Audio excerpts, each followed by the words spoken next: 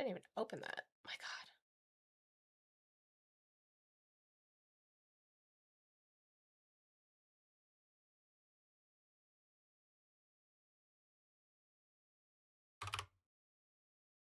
I excuse you. What?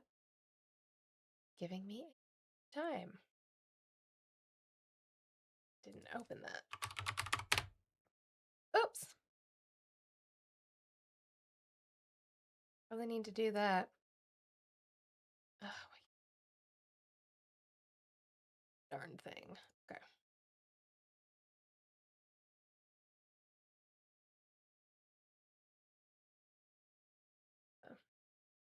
Those. So that's ready. We can get into this. We'll get started today. Hello. That's fine.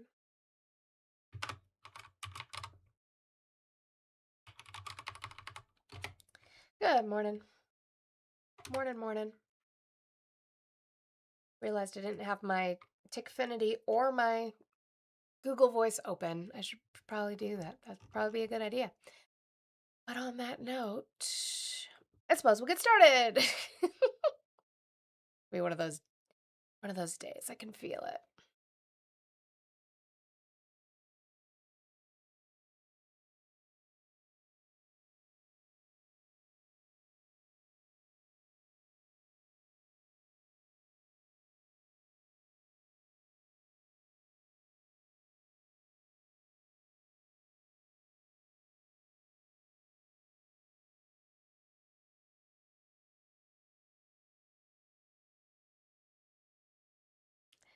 This should be.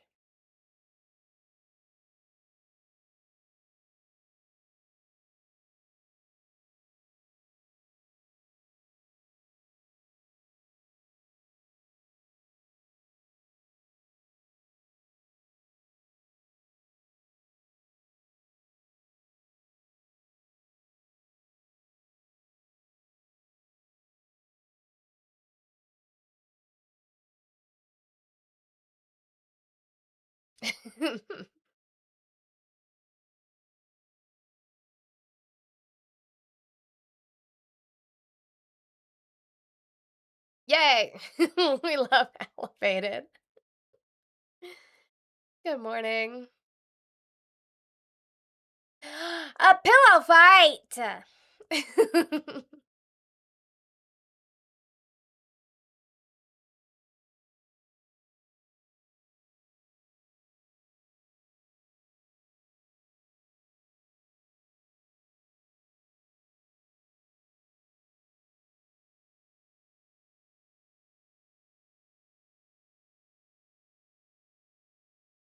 It ain't me.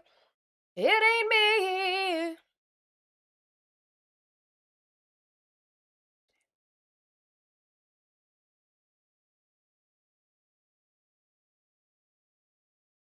Socialize our social. Listen, it had to be trolling, right? Like, maybe. No, maybe not. Because yikes on bikes. All right. Good morning. Happy Thursday, everybody. I appreciate you guys being here. Yes, Thursday. On this Thursday, and it's morning. No matter what woke time zone you're in, I appreciate you guys being here today. If you're watching over here on TikTok, I know the likes have been weird, but that doesn't mean we give up and stop. We keep tapping the screen, please. So, over here on TikTok, let's tap that screen. We like to hit 100,000 likes an hour. So from 9 a.m. Mountain Time, which is what time, 9:04 a.m. Mountain Time, which is what time it is for me right now, whatever time zone you're in, you have an hour to hit 100,000 likes. I know you guys can do it. I have seen you guys do it, and I know that TikTok's having a hard time, but let's make sure that we are working on that, okay? So let's tap that screen and do the good things. Repost it. Now, before I put anything on my screen, because TikTok doesn't like it and doesn't tend to let you repost after that point. So if you could please repost, add it to your story, share it to like 5 of your friends. That would be amazing to help push the live out onto the algorithm. I would appreciate it so very much if you did so. Do your daily heart me if you have not done so. That should be that little heart next to my name up there, next to my profile picture, because obviously you're already following me. If you're not, if you could follow me, that would be great. Then send your daily heart me, gives you access to stickers in the chat, fun ones that you can use. I need to make a clip that sticker next, because I realize the amount of times that you guys say that in the comments, we just need a sticker for it, I think, at this point. So I think I'm going to work on that today, get that swapped out in there. But thank you if you send your daily heart me. We got the roses knocked out. I appreciate it. Now I've got these, I don't know, music tickets up there. If we could work on those, that would be awesome. We also have 3 more gifts left in the gift gallery. It is Thursday. I go live today and I go live tomorrow, and then I'm off for the weekend. So before the gift gallery refreshes, if you have an extra chunk of TikTok change and you are willing to get rid of it for me, I would appreciate it. I know that it's the expensive ones now. We have the fireworks left, the whale diving, and the flying jets. But if you could complete one of those, I would be so grateful if you did. Thank you so much. As we continue on. YouTube, if you're watching on YouTube, I would appreciate it if you hit that thumbs up button for me. It does help push us onto the algorithm as we get started over there on YouTube Shorts this morning. I do have a phone number up. I do apologize to whoever was calling yesterday. I completely forgot that I had turned it off while I had a phone on, so we didn't hear those annoying beeps, and I never turned it back on, and by the time I realized, I was already over time on my show, so I needed to go. But I have that number up to have conversations with Trump supporters. I really don't know what reality you live in. No, you're muted for a different reason, Belzer. It's not because of your political opinion. I can tell you that right now because of my mod chat. You're muted for a completely different reason. Not political opinions. I have no problem with differing political opinions. That's why I have a phone number, so that you can call. But I will ask you to source your claims if you make a claim about why you support Donald Trump, what he is doing that you think or believe is beneficial for the American people. I want you to be able to prove that with sources. And no, whitehouse.gov and House Judiciary or Senate Judiciary committees are not proof. I wouldn't accept that from a Democrat either. So I'm damn sure not going to accept it for a Trump supporter. But I will ask you to prove your claims. I think that's why you guys don't call. But if you're watching on YouTube, you can subscribe. You can become a member. You can send jewels and you can send super chats. In case the chat starts going by way too fast and you have something you would really, really, really like me to read, sending a super chat ensures that it gets read. As long as it doesn't have a slur in it, then we'll be fine. Hello and good morning over there on Twitch. Hello, Surgeon. Hello, Yami. If you guys are watching me over on Twitch and you're not following me, I would appreciate it if you followed me, but you don't have to. Also, if you have the means with which to do so, subscribe. Remember that if you pay for Prime, Jeff Bezos gives you 1 free Prime sub a month. Why not use it for me? I would appreciate it. It gives you access to emotes in the chat that are similar to the ones I use over here on TikTok. You can also send bits over there, but the best way of engagement over on Twitch is to tap and type in the chat. So I appreciate you're doing a thing. I don't know what you're doing. All right. And last but certainly not least, I have my 150 goal that I have every single day. Guys, this is my job. This is what I do for a living. It's how I pay my bills. I would appreciate it if we could start working on that. We pay for women's labor on this platform. We crowdfund for women's labor on this platform. I get paid based off of you guys, and yes, I will hound you to ensure that we are paying for women's labor, so let's do that. Cash App, Venmo, PayPal, all in the link tree in my bio. We can dollar train, $2 train, $5 train, whatever you have to get that goal accomplished. Actually, speaking of that, friendlies in my community who have heard me bitch and complain, y'all remember when I told you that we've been waiting on my car that doesn't work and has been sitting in the fucking garage because we have tried over and over to get it fixed, and we're getting to a point where I'm like, what the fuck, I just need to turn it in, and we paid it off, and the company refused, like, they just were not depositing the money orders of the payoff amount, and so the money orders were expiring, and it was taking forever. They finally did it. It got sent to the DMV. We were able to re-register it. Now we just have to wait to go pick it up. We re-register it. I paid all the fees. We just have to pick up the goddamn title. So all of my money has been going towards a car that literally doesn't work. So we're now saving on a trade-in so that I can finally have a car and not share with my brother because I don't want to run his car down. So thank you guys, and I appreciate all that you guys have done to donate to me to help me with that. Also, as we're getting in here and getting started, remember to keep tapping. If you're watching on YouTube, hit that thumbs up. I'd like to tell a story about how my life got turned upside down, but my group chat knows this. I was going to tell you guys yesterday and I forgot. I almost died. I almost took myself out of a plane of existence the other day with a little elastic hair tie. Do we want to know how I did that? Okay, let's talk about it. I was doing my daughter's hair for back to school night, and I always put the little rubber band in between these two teeth, okay? I put them in between these two teeth to hold it while I'm putting her hair up with both hands so I can grab it, do her hair. A bitch got cocky, and I was like, I can sing. I can sing while I do this. I can totally sing while I do this. And while I was, singing with this hair tie in between my teeth, I took a big ol' inhale and whoop pop, inhaled that motherfucker into my windpipe. I tried to swallow it down like when you get other stuff into your windpipe on accident because that was a poor design. That's also a reason why I don't think God exists, because that was poor planning. Don't know who was on the committee for that it's a skin flap that closes over. Anyway, I tried to swallow it down. That did not work. I literally had to and get it up there. Just wanted you guys to know that I was almost not here anymore because of an elastic hair tie. And yes, I did tell my mother she would have to lie about what happened to me, because that's not how this bitch goes out. Not my face. That's funny. Okay. Let's get started today. Oh no. Wait. Well, hold on. Yes. She does it again. Maybe post some stories we can come up with for her funeral in the group or in the Discord. Not doing it again. Okay, bye.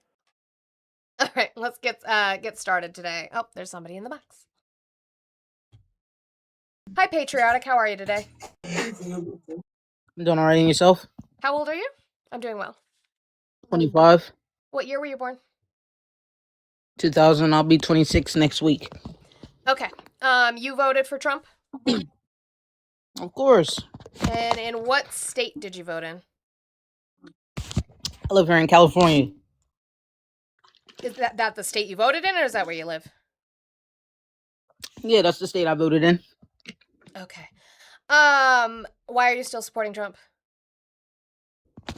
I'll just give you 3 reasons. Can I give you 3 reasons? Let's start with 1 and then we can talk about it. I like the simple fact he closed the border. Did he? And not to mention also, is interesting when I asked you to name 1 and we'll talk about it. What piece of legislation did he use to close the border? I know he enacted ICE. We were making sure the borders stay closed. I know he enacted ICE to make sure that the borders are closed. He enacted ICE. Where does ICE work? Where does ICE work? In all 50 states. What are you talking? Oh, do they work at the border? Because I asked you specifically about a piece of legislation that he passed to close the border. I know he added more border patrol. I know that for a fact. How did he do that? What do you mean? He signed an EO so that they can be at the damn border. Oh, okay. So the piece of legislation would be an EO so that they could be at the border. Were they not at the border before? Of course not. How do you think 11 million people came under the Joe Biden administration? Oh, yay. Love claims of 11 million. Can you prove to me that 11 million people came in under the Biden administration? Sure. Cool. I know that Biden actually got rid of a couple of Trump's policies by the auto pen. Imagine that. Do you know what the auto pen is? Yeah, I do. Why? What is it? It's just a pen. It's just and all the sleepy motherfucker has to do is sit back and allow it to dictate whatever he wants it to dictate. Oh, okay. So here's the thing, what you don't know, which we're going to go back to you proving the 11 million that you seem to try to run away from. The auto pen, we're going to go back to in just a second. Hold on. I just want to educate everybody else, since you don't seem to know, is that the auto pen, okay, is a machine that signs the exact signature of Joe Biden. And as long as Joe Biden had dictated, as you said, congratulations, dictated that was the action with which he wanted to take, completely legal. Donald Trump also did that, unless you believe that he signed all 1,500 January 6th pardons on his own. Now, can you give me a source for the 11 million crossing over into the United States under the Biden administration? Yeah, you could actually go. There's actually a website. Yeah, which one? For the Border Patrol. You could look that up and put it up on the big screen, please. You can look it up. I don't do the homework of young people. I don't have to look it up. I've already seen the numbers. Cool. So then show me where you got them from, so I can see them too. You're free. Your screen's like freezing up a lot unless it's mine. Hold on, your screen's free. It's TikTok. TikTok glitchy as fuck today. Can you see me now? Can you talk to me now? I've been able to talk to you this whole time. Your screen's freezing. I could. Okay. Nope, it's not me. It's you. It's you. It's not me. It's you. I thought I just. You running? Had to get my Wi-Fi. It was on my data. Are you running? No, I had to get on my Wi-Fi. Okay, you weren't on your Wi-Fi. Cool. I had to get on my Wi-Fi. Can you please show me the website where you got the information of 11 million? Yeah, you could go into you could actually go on the whitehouse.org website and it'll show you. I literally just got done with my show saying that I would not use Whitehouse. Hold on. Whitehouse.org is not a website that exists. What you're talking about is whitehouse.gov. I wouldn't use that to prove anything under the Biden administration either. So can you show me where you were almost there with the Border Patrol website where we track these 11 million that came in crossings? Can you show me that? Well, if that's my source, why can't you take it as my source? Because it's not true. No, I don't care what type of source you use. The government doesn't track crossings. But the Border Patrol does, and they have their own website as well. Check that out. Is the Border Patrol the government? Can you just check it out, please? Is the Border Patrol the government? So you're not going to check it out, please? They don't track crossings. I have. Sweetheart, I'm not new to this. Actually, let me ask you this question, and I can prove it right now. What is the title that our immigration law is under? I don't know. Exactly. So now, can you show me where the government tracks crossings because we don't? Look, I'm not going to get into this with you. I know, you just believe things in your fifis and you don't. You gave me, the White House is going to say good things about the president just like they did under Biden, under Bush, under Obama, under Clinton. They always do that. But my friend has a question for you. What are your pronouns? I'm a female. That didn't tell me your pronouns. What pronouns do you use? She, her, da-da-da, blah, blah, da-da-da. He, her. Is your name Italian Stallion? Yeah, sure. Okay, cool. Let's get back to business, please. Yes, let's get back to this. So give me a source other than whitehouse.gov, which is going to say wonderful things for the President of the United States. Give me a source from Border Patrol. That would be cbp.gov. Show me where they track crossings. Give me a second. I have to get on my iPad. That's fine, or you can teacup, whatever works. You're on a supercomputer. I don't mind a little bit of dead air time. I'll read some messages. So thank you, Audie, for that $1 train. I appreciate you. Also, thank you, Shauna, for the $2 train. Choo choo. Thank you so much. W's to Shauna, W's to Audie, and also W's to Omi Oh My for the 20. You said TikTok gifs sound fun/confusing. Also, a why I don't believe in God sidebar would be sweet. Yeah, that's true. That would be true. I'm back. You could go to the Homeland Security website. Homeland Security website. What's the title of the page? Can you hold your horses for a second, please? It's called www.dhs.gov. And what's the title? Now get to it, please. Thank you. Yeah, dhs.gov is an entire giant website. Show me where they track crossings. So what would be the actual title of the DHS page? Can you hold on? I know it's tough when you believe stuff you've never looked up before. That it says. You know I can't hear you when you teacup, so you need to memorize it and come back. Okay. It says 100 days of the most border crossing. Fucking press release. Give me actual statistical numbers. Go into I just gave you the website. Now take a look at it. That is a press release. But you could go onto the website and search it up, can't you? Yes, that is a press release. Why would I believe things coming from the people who were appointed by the president? Go to CBP and find the crossing numbers. I want to see the chart. I want to see the statistics. Holy crap.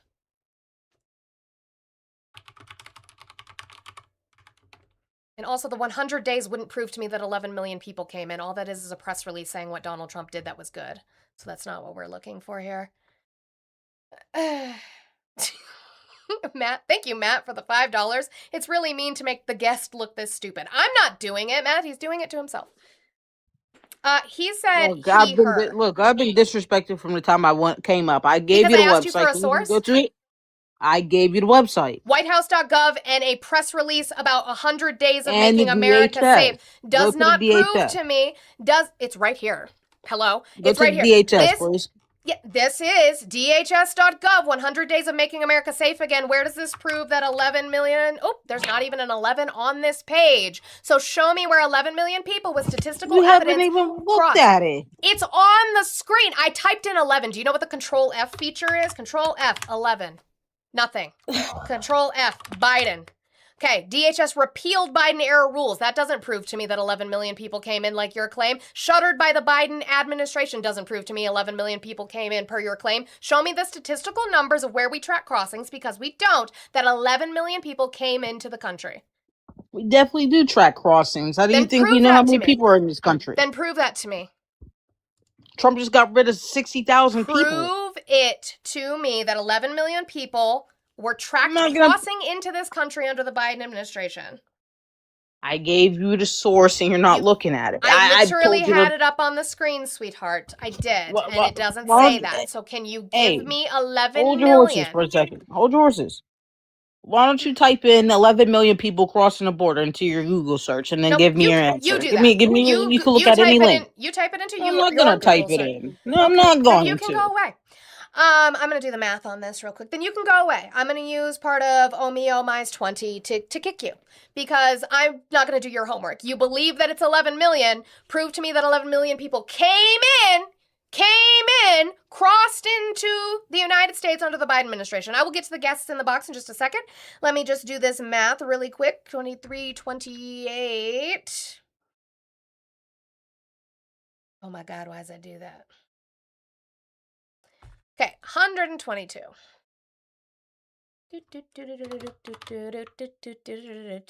Clown shit, clown shit.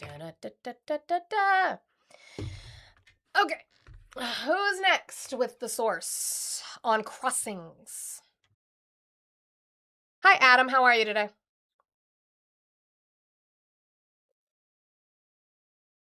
Adam, are you there? Nope, Adam is not there. Okay, let's try Christian. Nope. Yes, maybe. Christian, hi, how are you today? That last guess was crazy.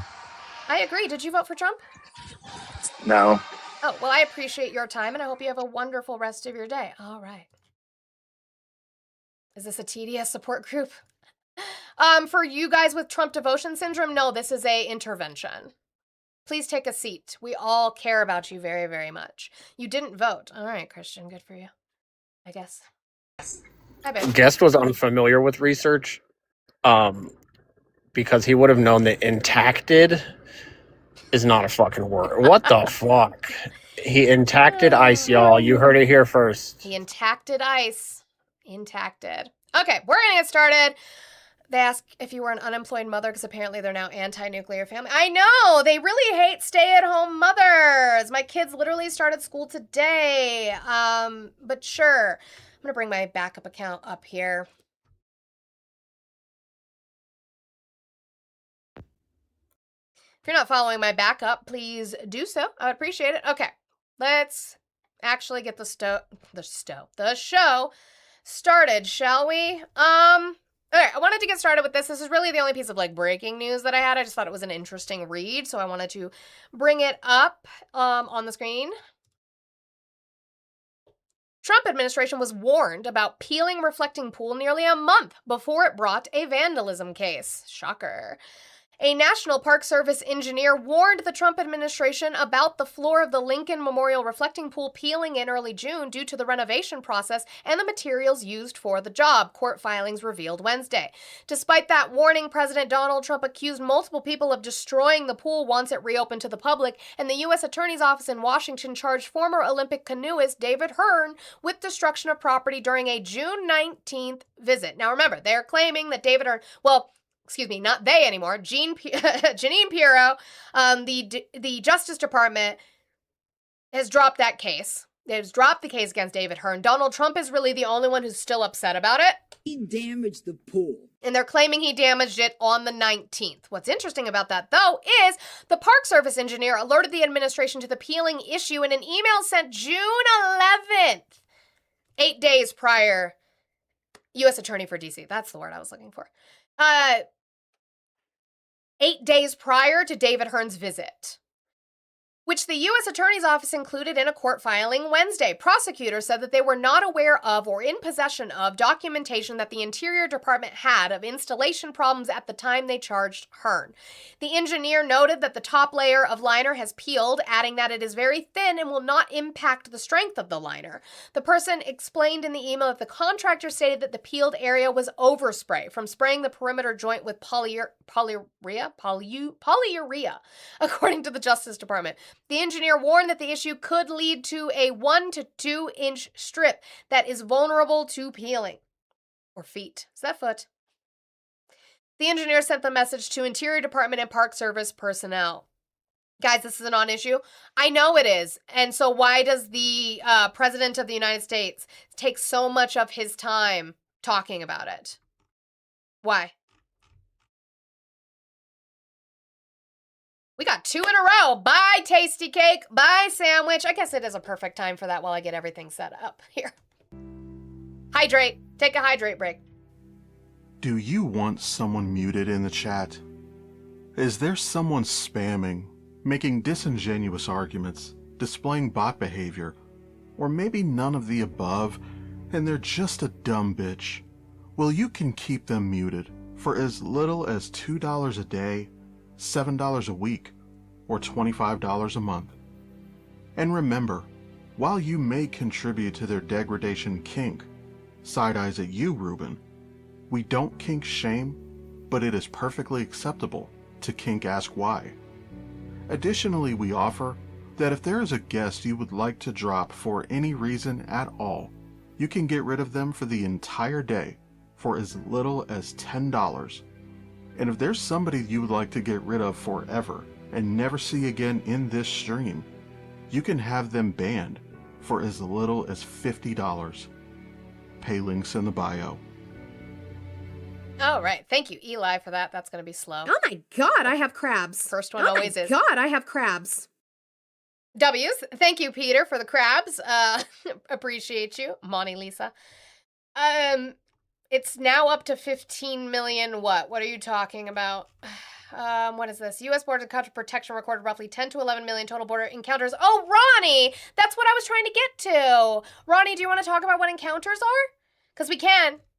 We can talk about what encounters are. He didn't know that. He didn't know that encounters aren't crossings. I hope maybe you knew that, but I also doubt it as well. Anyway, so these statements cast significant doubt that the defendant caused damage to the lining, Assistant U.S. Attorney Michael Spence said in the filing Wednesday, referring to the engineer's warning and to Hearn. This information that the piece of liner peeled by the defendant was overspray of little or no value was first furnished to the prosecutors weeks after the grand jury indicted the defendant. Spence argued that these late-provided documents showing blistering and peeling, as noted by the contractors, would sabotage the government's ability to meet its burden of proof in the Hearn case. Now, remember, the Justice Department themselves were the ones who dropped this case. Donald Trump is the one who just can't seem to let it go. Shocker to no one. All right, let's get to some Darlene Graham updates. We showed Darlene Graham's fumble of her answer on the debate stage about Taiwan, and I showed you how Trump had previously... Discovery can be a bitch. Showed you previously where Trump admonished AOC for her answer on Taiwan. Well, Hannity, of course, following suit, did the same thing at one point, and I'm just going to show you the difference between how he treated AOC's answer on Taiwan versus how he is now treating Darlene Graham's, because it's a very, very interesting thing. Did I undo the mute for that? Yes, I absolutely did. Why is he so upset? No one cares. No one cares about what? The difference between encounters and crossings? Nobody cares? You should care. Wow. Even worse than Hillary, though, Radical Squad leader AOC simply could not answer basic questions about global affairs. This is about... Oh no, she couldn't answer basic questions about global affairs. Okay, neither could Darlene Graham. So this issue of Taiwan came up last night, and I know people have made a big deal about it, and I'm like, I wonder how many people around the country, if I gave them a map, could pick out Taiwan. I don't think many, and not just in, I mean the whole country, never mind South Carolina. But AOC didn't know the answer. But most people couldn't pick out Taiwan on a map. That's probably true, including President Trump. But TikTok cares zero about truth and accountability. I want to talk about truth. Let's talk about what encounters are, what the differences between them, and how they are not crossings. We can totally talk about that, Ronnie. I don't care about TikTok. I'm streaming on multiple platforms. Does YouTube or Twitch care about the truth? I do, though. I objectively care about the truth. But anyway, it doesn't matter that Darlene fucked up. Why? Because she's a Republican. Wow. Even worse than Hillary, though, Radical Squad leader AOC simply could not answer basic questions about global affairs. So good, just to show you. The issue of Taiwan came up last night, and I know people have made a big deal about it, and I'm like, I wonder how many people around the country, if I gave them a map, could pick out Taiwan. I don't think many, and not just in, I mean the whole country, never mind South Carolina. So nobody cares when it's him. Damn, got you.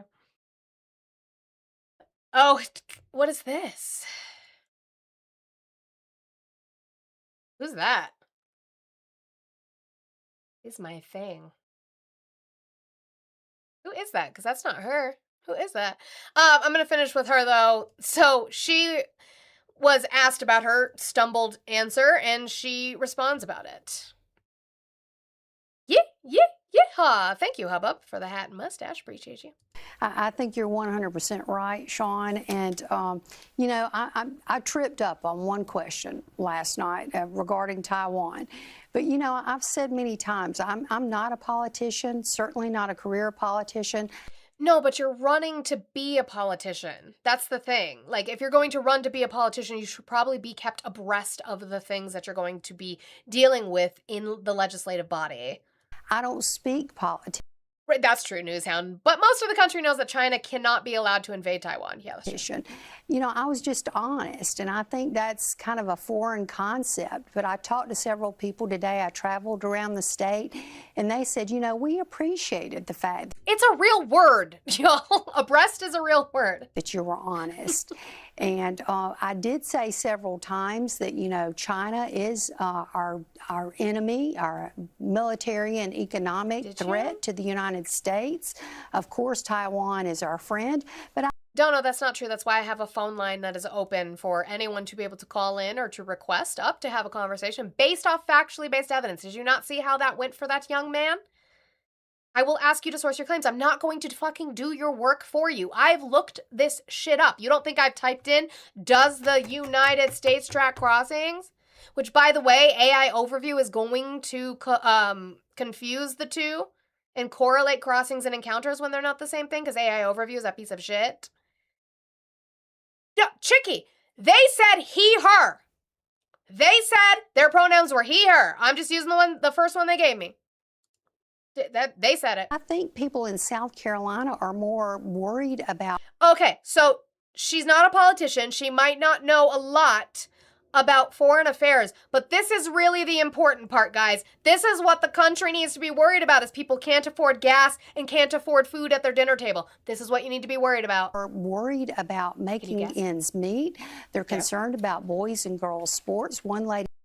Oh, it's the trans people. Do the Republicans have a platform other than fear-mongering? No? Okay, I didn't think so. He talked to me extensively about that today. They're concerned about the Second Amendment. They're concerned about the Save America Act, illegal immigration. So they're concerned about a lot of other things other than Taiwan. In the Carolinas? Yeah, you know, and to be fair, if people want to judge you on the South China Sea and Taiwan, okay, I think that's fair, but but that is not a crime. Oh, I was typing in the chat and it brought me up because it was. Sorry. Hello. Okay, so the reason I shared that to you, I wish Nancy was the one running for Senate, so she would be the one going against Darlene Graham. Mm-hmm. But so Nancy LaCour is a former vice admiral of the Navy that was a part of the people that were fired in August of 2025 by Pete Hegseth. Oh. And so she saw the Republican Senate little debate, and this was her clapback, which is why I'm saying, like, I wish she was the Democratic candidate for the Senate instead of trying to take Nancy Mace's seat as a Democrat in the House. Yeah, so let's read this. Unlike some candidates running to represent South Carolina in Congress, national security is my thing. I've served in uniform around the globe, stared down threats from China, Russia, and Houthi rebels, and was responsible for 60,000 sailors. In the current global environment, we cannot afford to have members of Congress without an understanding of national security, protecting our nation. Isn't that what Congress is for? Every day, Americans are paying the price for having members of Congress who are more concerned with enabling a broken system that protects them than protecting our national security. With 35 years of service to our country in uniform, I have the national security expertise that one can only get from decades of service. That's what the low country needs. We talked about that yesterday with Darlene Graham, referencing her brother's service and her father's service. You don't get service by proxy. Yeah, it's so weird to me. Like, I don't, we know a bunch of people that wear their family members' services as if it was their own badge or their own flag, and it's just odd to me. But yeah, no, Nancy LaCour won her primary, so she is the Democrat on the ballot come November 3rd for September House District, whoever district Nancy Mace is. So if y'all don't know her, it's Nancy LaCour, former vice admiral, fired by Pete Hegseth with his war on women in the military. If you want affordability, work harder. Yeah, that's how you fix it, Terry. Working harder definitely magically fixes the prices of things from corporations. That's totally how that works. Yep. Thank you, Audie. I'm gonna drop you down. Sounds good. Bye. Okay, and then we got one more from Darlene Graham. But first I have to ask a quizzing question, I guess. How does PAC money work? Let's say you're a candidate. Let's say I'm a candidate who apparently has no morals because I'm going to take PAC money. So I guess my first question would be, can you refuse PAC money? If a PAC says, I'm donating to you, can you refuse that money?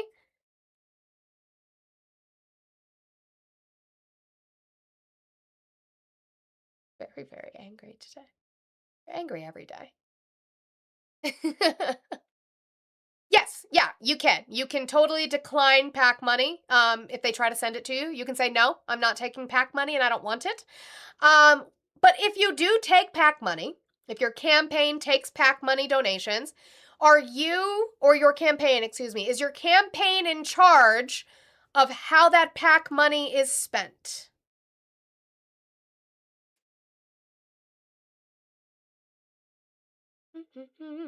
I'd be angry too if I knew I got conned. Your campaign's not in charge of how the PAC money is spent? Really? Once it's given to your campaign, I imagine not. Okay, this is a learning opportunity. Yes, maybe you might be confusing things right now. When your campaign is donated PAC money, your campaign is then in charge of those funds. Apparently, Darlene Graham doesn't know that you can both reject PAC money and also that your campaign is in charge of where it goes. So she did an event, and it's a rough one. Again, not knowing you can reject PAC money and not knowing that your campaign is in charge of where it goes. The only warning I'm going to give you for... Beat me up, Scotty. Thank you so much, Shanty. I love that gift so much. I apologize. I had to pause because I love that gift so much. I'm going to give a warning for auditory. If you have any auditory sensitivity, I'm just going to give you a warning that the microphone that the young man is using to ask her this question, to ask about her campaign and ask about PAC money in a very specific PAC, it kind of does that whiny, that really high-pitched whiny thing. So, just so you know, in case you need to turn your volume down or what have you, it's a little bit of a whiny microphone, and it was annoying to listen to this morning, and it is a 2.5-minute clip, but I just wanted you guys to know ahead of time as I play it. I'm going to play it now. Senator Graham, one of the things I most admire about your campaign is that you try to present yourself as someone who's not a politician. I think all of us here hate politicians who take billions of dollars in super spender money from Silicon Valley. I think we can all agree that we want somebody who works for us and who cares about what we have to say. I think we all agree on that. Yeah. And so my question for you, because you're so dedicated to representing your constituents, I want to ask you about a donation that you received on August 16th, I believe, or it might have been the 14th. You received a total of $500,000 from a PAC called American Mission PAC. American Mission PAC is a PAC that gets $20 million from, a massive PAC called Leading the Future. I told you guys the feedback was bad. That's why I warned you. I told you I'm sorry. Leading the Future PAC donates to both Republican and Democratic candidates and is funded by Silicon Valley entrepreneurs and OpenAI. One of their major policy concerns is supporting AI and railing against regulations for it. They heavily support data centers. And at a time where 71% of Americans oppose data centers, I want to ask... Well, here's the thing I don't think you guys realize. Yes, she is literally the senator right now because she took the seat for her brother. She still has to run for the seat again, though. They hold it until the special election can be held. So she's currently running. She's running to keep the seat now. That's what she's doing. Why, if you're dedicated to representing your constituents, why you took that money. Thank you. Yeah, absolutely. First, let's talk about data centers because that's come up multiple times. Obviously, y'all are here supporting Mr. Norman, so that's okay. Okay. But anyway, data centers are... Also, that's a dig at your young constituents. They might not be there as a plant from the other candidate, or maybe they're just actually asking you questions. Shocker. You're allowed to ask them questions. Ask my wonderful, beautiful friend Mia, who asked her own, running, I believe, unopposed, a question, and he got very, very, very, very, very mad about his privilege. You're allowed to do that. You're allowed to ask them tough questions. They shouldn't be shocked or cry about that. If they do, probably not the right candidate for your state. Y'all scared of AI? Yes. Do we need to let China take over AI? Is that scary? We don't need it in our backyard. Yeah. We don't need it in our backyard. See, now you need to listen to the people, Darlene Graham. This is what you and the Trump administration doesn't realize, but corporations do, but that's why they're lobbying you so hard, which is that PAC money we're going to talk about, is the fact that, yeah, the sneer in her voice, the disgustingness in her voice, people know that AI data centers are not doing anything beneficial for them. It's taking up their resources, their water. It's increasing their cost of their utilities. Yet she's patronizing the fuck out of them. It's disgusting. Treat them like the adults they are. They asked you a hard fucking question, answer it. They don't want AI data centers in their backyard. We don't.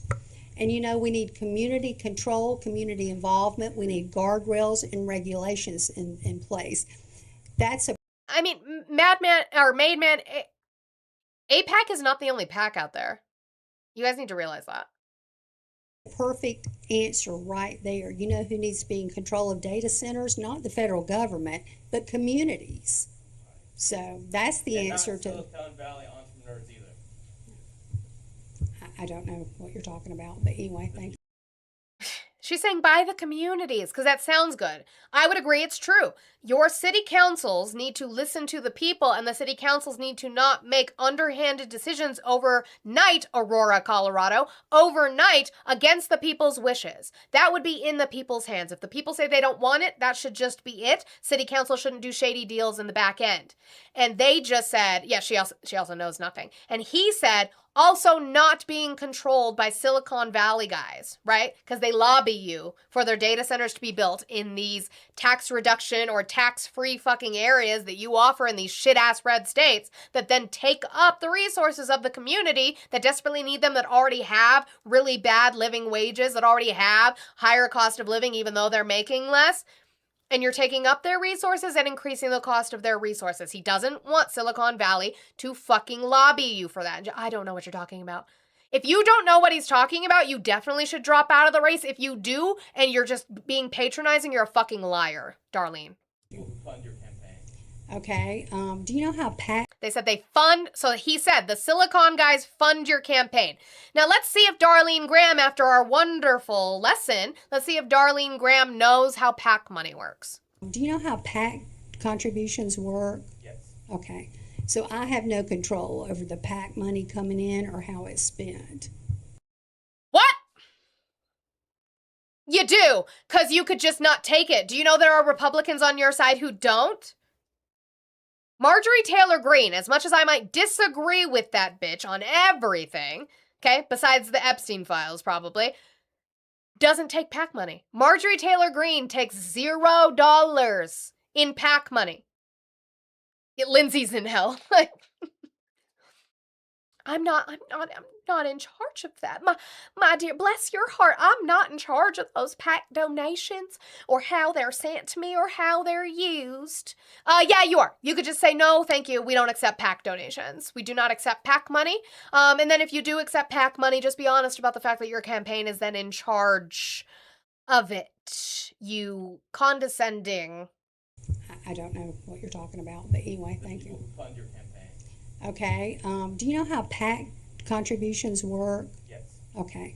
So I have no control over the PAC money coming in or how it's spent. So. Have you spoken about that money? That you don't support the money? It's a debate. Yeah. So he's asking, like, can you say that you support that money? You support that? What they're promoting? That's what I've just asked a question to. Yeah. So we're going to move on to somebody else. I think y'all have had your fair share. Senator Graham. And they're probably going to vote her in because South Carolina hates themselves. I don't know. That's probably what's going to happen. Just an update on that. Yikes on bikes. She's a train wreck. W's to Scuba Steve for the 10. He said, for hair clips, not bands. Don't joke. Listen, I'm trying here. I'm trying not to do it again. Also, mute Ruben. I'll add another week onto Ruben's mute. He's just... Till the end of time. That's how long he's going to be muted for. All right. Let's go through some Trump stuff. I don't usually do a lot of, like, actual Trump clips of him just degrading in real time until I have enough of them that I think it's worth it, because it's really not newsworthy, except for the fact that the President of the United States of America, the leader of the free world, is literally a giant toddler whose brain is degrading in front of our eyeballs. And you guys are just like, you're doing great, sweetie. It's horrible. Anyway, so we covered the story about Donald Trump. I don't want to do that one, actually. I'm going to get rid of that one. So Donald Trump did a truth about Shannon Bream, who works for Fox News, talking about polling. Now, Fox News has to report polling, like most news organizations that work in politics do. They report the polling that they are given. That includes Fox News' own polls. Again, I'm not saying that polling is a trend, and I am not saying that polling is the end-all be-all. It is the snapshot of that week of time with however many registered voters or whatever demographic they were taking the poll of at the time, okay? But you can't find me one that says his net approval is above, what, maybe 38 if you're lucky with, like, a Rasmussen? I don't even know. Like, you're not going to find me one that puts him above 40% unless they are...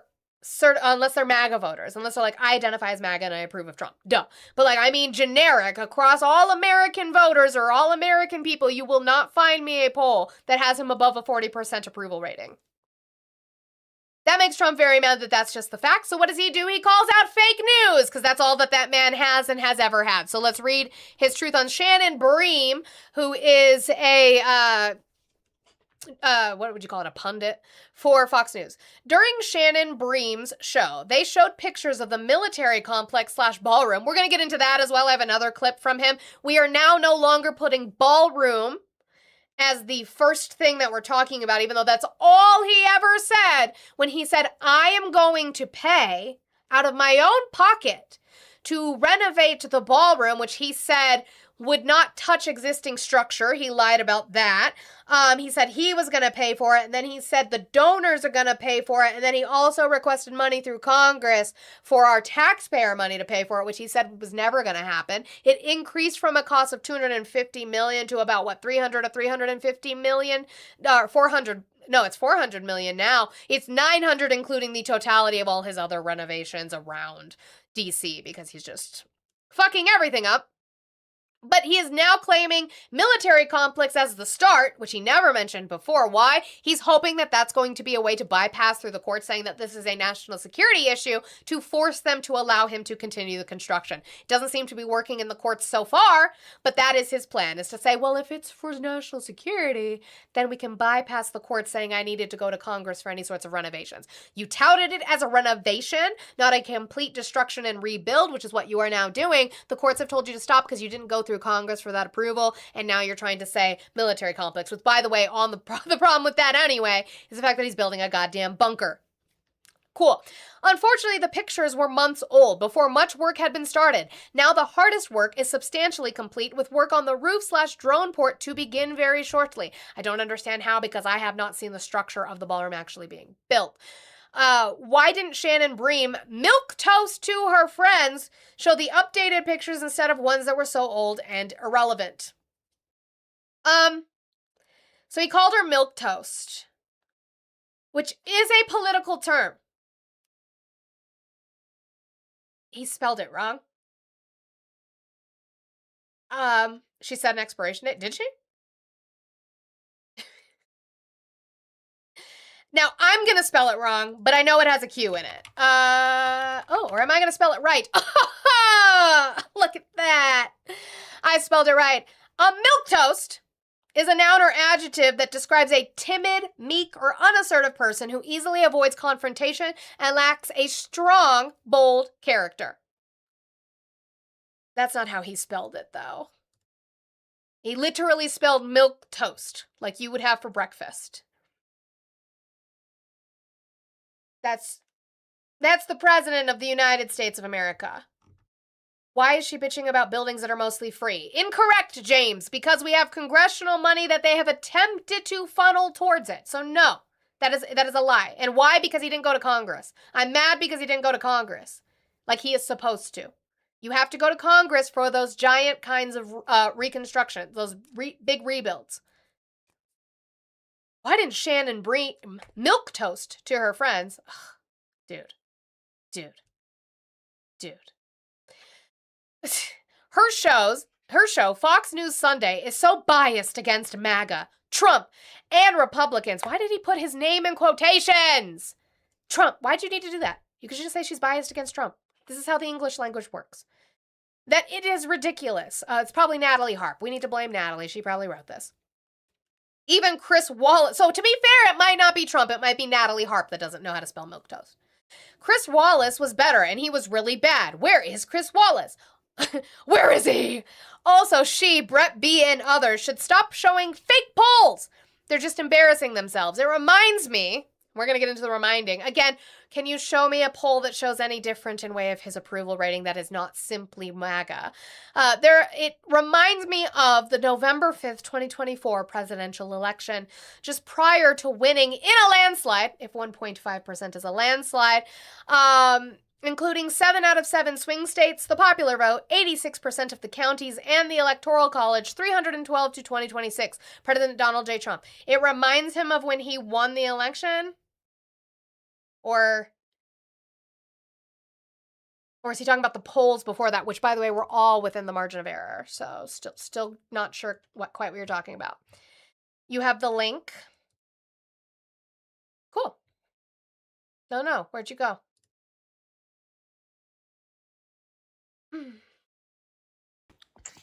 All right. What link you got for me? All right, so I'll put it in the comment section. 1 second. You got a second to hold on? I'm sitting here, aren't I? And I did have a question for you before I go. Nope, go ahead, give me the source. That's why you're back. Well, I wanted to ask you a question, that's all.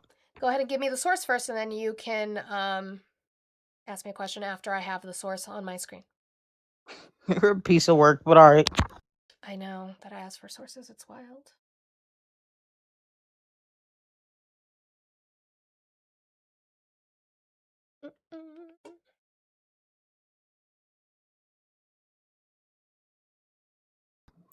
All right. Post this in it. Oh, there it is. It's in the comment section. All right, since I've put my link in. Cornyn.senate.gov/Biden border crisis. Who's Cornyn? Do you know who that is? Say that one more time. Do you know who Cornyn is? It's a governor. Let's get on with it. Cornyn is a governor? My question. No, wait. Whatever. Cornyn is a okay, ask your question, then we'll get right back to it. Never mind, I saw a ring on your finger. Never mind. Yes, I'm also 10 years older than you and have 2 children. You wouldn't have a shot anyway. No, thank you. Anyway, who's John Cornyn again? You're a piece of work. Who's John Cornyn again? It's a blog, okay? Who's John Cornyn again? It literally says senator, it on okay? his page who he is. He's a senator. He's a a senator. Republican senator, but I know he knows more than a hell of a lot more than you do. And when it comes to he's going to border say, crossing. and where is his source for? You said 11 million, right? Did you even look at the damn source? 11 Let's go with million. That's not the number he gives, is it? You said 11 million, so you were wrong about 11 million? Okay, my numbers could have been off a little bit. Okay, so now I'll look it up. you say it's 7.8 million illegal border crossings. Where's he getting that from? That's still a hell of a lot. Cool. Where's you know what I mean? Where's John Cornyn getting that number from? Because he doesn't give me a hyperlink for that. So where's he getting that number? Got it from Border Patrol. Where? He actually oversees What page? the Why border can't crossing. you find the page? No, he doesn't. He's a senator. Can you I said show the border. me? He gets it from the Border Patrol, who oversee. Why can't you get it from the Border Patrol? I don't have that information on me right now. The Border Patrol has a website. You can go and find it. So why haven't you looked it up? Since they have a website. I have. I would Okay, like then. you to find out that we don't track crossings first, and then we can talk about actually what the number you are looking at is So how and do you what it think means. we know how many people's coming into this country? You know. We don't. So we're just allowing millions of people to come in Or without we're knowing allowing who the hell they zero. are. You could say whatever you want. We have an estimation, but that would be a very specific term that you don't even know what you're talking about yet. So I would like to talk to you about the actual term that you are using that you don't know, because we don't track crossings. It's a different word that we actually track, but I need you to go find that first, because you've obviously never researched this before, so I'm trying to help you learn how to do that.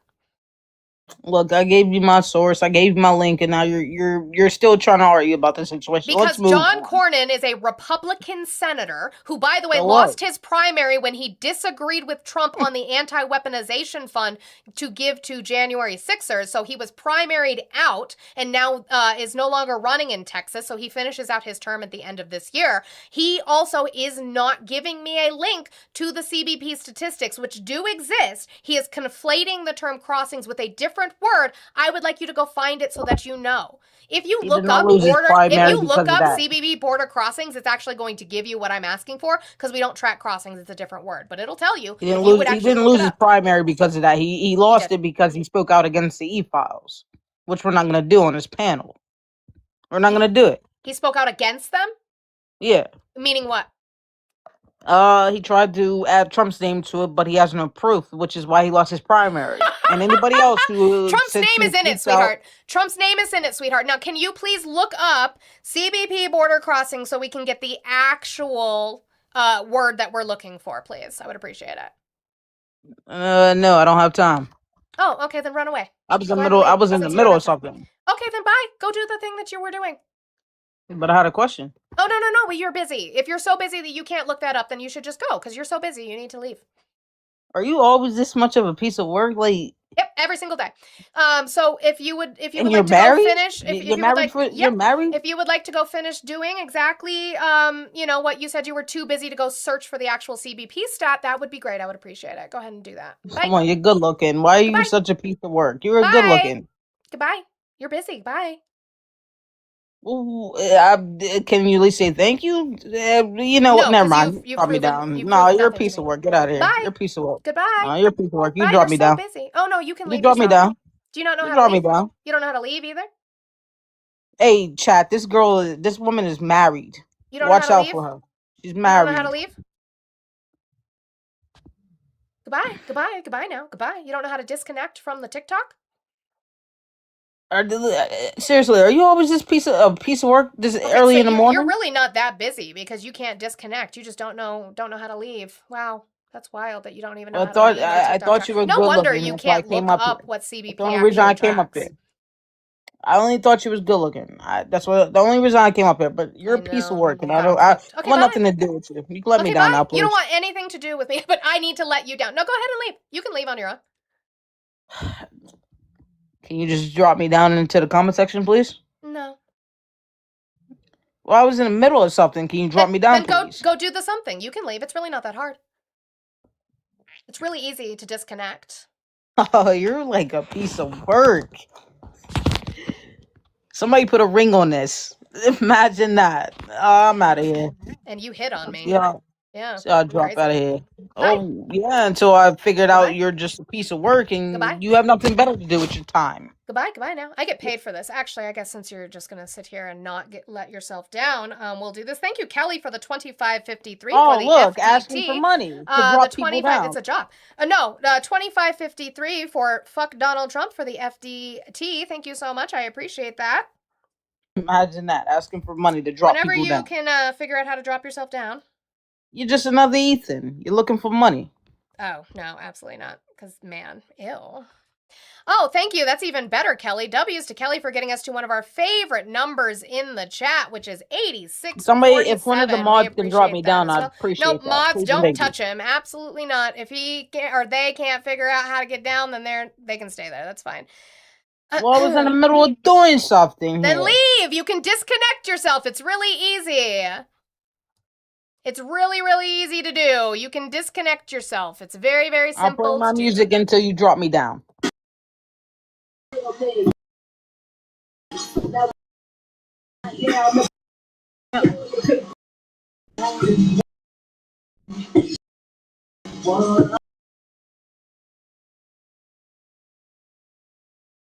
Megan. So I love how he said, we're not going to do this on this panel. Like, sweetie, this isn't the place to tell women what they're going to do and what they're not going to do. And then, second of all, you wouldn't be able to go by Italian Stallion very long with any of the women in this chat because they would castrate you. I'd crush him. Let me crush him. Yeah, you'd be castrated real quick, bud. You're gonna get in trouble. You're gonna get my platform in trouble, babe. See, I can Oh, drop my husband because he's my husband. But whenever you figure out how to disconnect, that'd be cool. Hubby, I got something for him. Oh, do you? Bring him back up here. I got something for him. Oh, what is your 25-year-old self gonna do? What you got? Now I'll bring him back up here. He threatened me. You know, my mother is a state DEA. She's a state DEA? Yes, in California. A state DEA? Yes. What does it stand for? A state district attorney. Oh, you said DEA. Bring him back up That's here, not please. the same thing. Bring him up here, please. He didn't make a threat to you. He said that the women. No, I heard him. He said the women would. I don't think you understand what that means. Well, he still said a threat anyways. Bring his ass back up here. He's mad because I have a chance with his wife. Imagine that. What? I'm right here and I said you don't. Do you understand women's consent where I said you do not have a chance with me at all? And you're just saying it for the cameras. I'm literally not. Actually. I have a chance. I have a chance. Put your camera on. Let's see.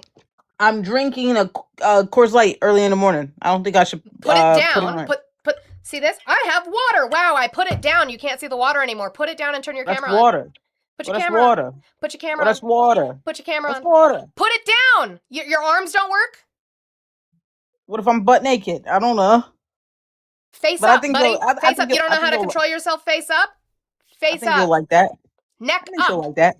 Neck up. You're not even here to debate. You're just up here to insult people. I literally have asked you for a CBP source this entire time. You said you have something to do, and so you're... No, you did not give me the source from CBP. No, you did not. I'm just gonna go. Okay, bye.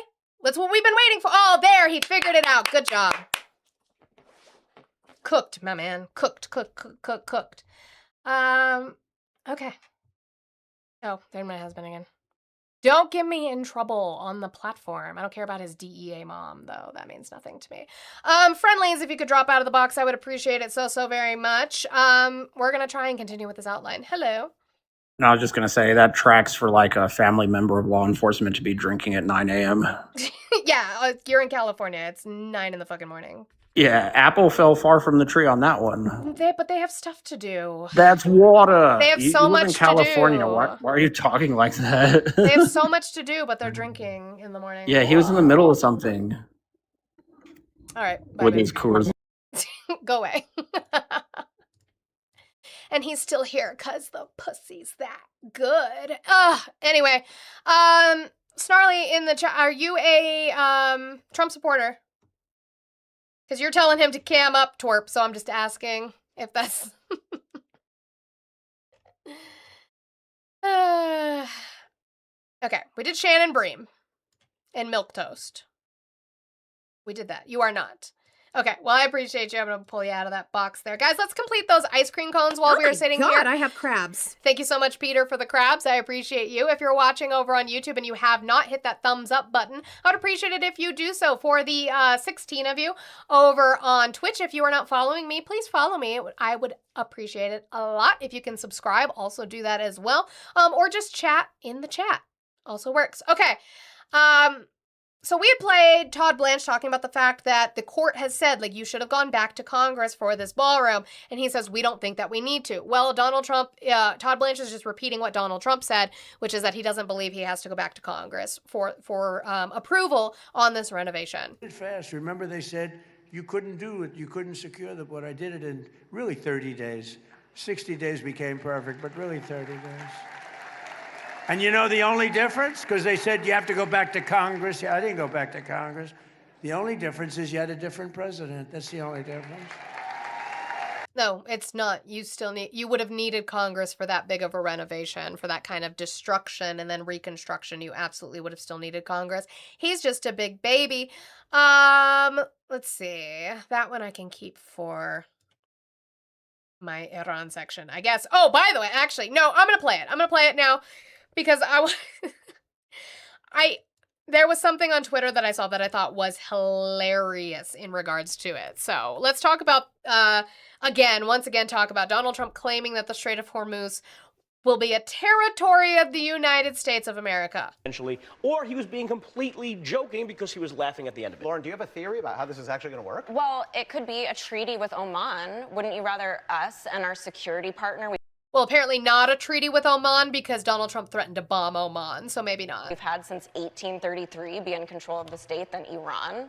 So you mean the Strait of Hormuz is going to become a territory the way that Puerto Rico is? No, not a territory, but you could have a security arrangement. And well, Donald Trump said territory. So Donald Trump said territory, and what's funny is people went on Twitter and said, so you're telling me that women from Iran can go to the Strait of Hormuz, have their baby, and have a U.S. citizen? Didn't think that one through, did you? Place where we're a more permanent presence there, and I'd much rather us have a foot there than a radical regime that wants to kill us. I just think it's exhausting that we're gaslighting people. This is not going to happen. We just got to be honest. It's not a treaty with Oman's not going to happen. He's not going to declare it. And if it does, control of the strait, he can't even get it open. How the hell is he going to declare it? Tell me how that works. And you're right now, even honestly, the Iranians you have can conceded say, this week okay, this is going to happen. I'm not. So GPZ, I don't take what I hear on CNN as facts. What this is a political discussion like any other that I have within my community that we have here. It's a political discussion on things that the president says. I'm not taking what they're saying as fact. This lady right here is actually a Trump taint glazer, which is why she's defending the president, and these other people are critiquing her position. That's all that's happening. Just a political panel having a discussion. Doesn't make it fact. What is a fact is Donald Trump said that the Strait of Hormuz would become a territory. That's what he said. It's not. It's just not. And we have to start being honest about what it is. But that's... Oh, you can't see it on Twitch? Did I not get you guys? Did I not press the button? I apologize. I didn't press the button for you guys. I agree with you saying that we should be in the middle. Okay. No. It's not happening. That's the only point. Yes, I agree. I said it's not becoming a U.S. territory, but we could have a treaty with Oman to make the area more secure. Okay. For I just wish we stopped talking about the what ifs so and you're possibilities totally that can happen. Now, that's fair. The fact that I covered it at all is insanity, which is a lot of the times why I don't cover a lot of what Trump says unless it's a direct relation to how it affects the market in any way. So like and not just the stock market, but the economy, unemployment, inflation, things like that, gas prices. Because there's really no point in covering or sane washing things he says that we know are not going to happen. It's the same as he did with Greenland. It's the same as he did with the Panama Canal. He is a toddler who wants to have claps on the back when he leaves because he knows that as soon as he leaves the White House or this plane of existence, everybody's going to rip his name off of everything. His record is going to be the worst president of the United States, and that's saying something. Because my whole point is like, no, I'm not apathetic. I'm tired of lies. I'm tired of people lying and gaslighting and knowing that this president has no idea what he's talking about every single day, and we pretend like it's real. The president has said I'm very critical of him. I just said the president said I'm very critical of him, but I also gave him another option. I'm saying he can't do a territory, but I am saying that maybe he can do a deal with Oman, even though Oman is not the only country with the strait. Like, nobody's actually in charge of it, so it doesn't make any sense. But no, I'm not sane washing it at all. Cool. So Donald Trump's name is in the e-files. I'm so sorry to tell you, Stallion. So sorry to tell you that his name is in the e-files. Actually, you know what? Epstein Library. Yes, I am over 18. Trump. There you go. See, search full Epstein Library. Trump. EFTA. Trump. He's not in there? Interesting. Weird. He totally is. Anyway, in a normal state of affairs, unfortunately, for the president, whose name is involved in the Epstein files. I'm not accusing him necessarily of doing anything wrong. I am saying that there should be an investigation and he needs to stop lying about it. This doesn't help. W's to Raina. Thank you, Raina, so much for the $5. I want to see W's to Raina in the chat. I pay for women's labor. Hearts for Dino Nuggies. I love you. Thank you so much. Yay, Dino Nuggies. I get to order food for myself again because my children are back in school. That's nice. I've ordered food for all of us. It's just very expensive. I just want everybody to know that it is. So thank you. Brings us down to 81.47 with about 2 hours left to go. A little less than 2 hours left to go. But Donald Trump's name is in the e-files over, 40, 50, 60,000 times. This doesn't seem to help. Thank you so much for subscribing. I appreciate that over there on Twitch.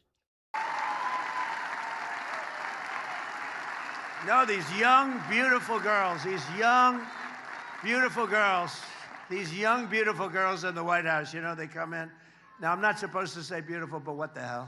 Now, what he's talking about, yeah, Snarly, we covered that last week, I believe. He's talking about the Patriot Games, which is their version of the Hunger Games. It really wasn't. It wasn't anything. All it ended up being was kind of like the, what was it called? Go Out 360 or whatever, or Move 360 or Live 360.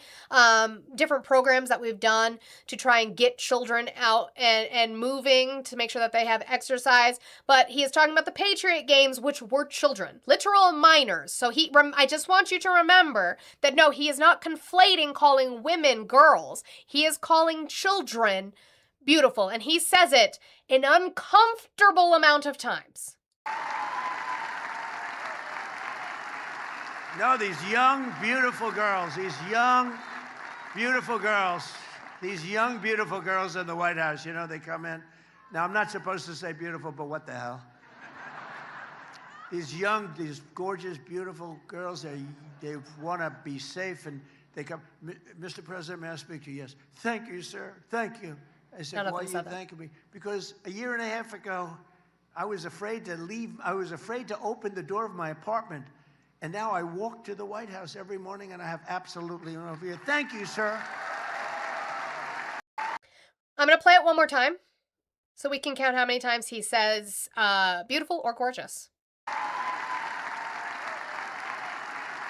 No, these young, beautiful girls in the White House, you know, they come in. Now, I'm not supposed to say beautiful, but what the hell? These gorgeous, beautiful girls, they want to be safe, and they come. Talking about children. But no, yeah, totally totally nothing weird there about the amount of times that you talk about people's children like that.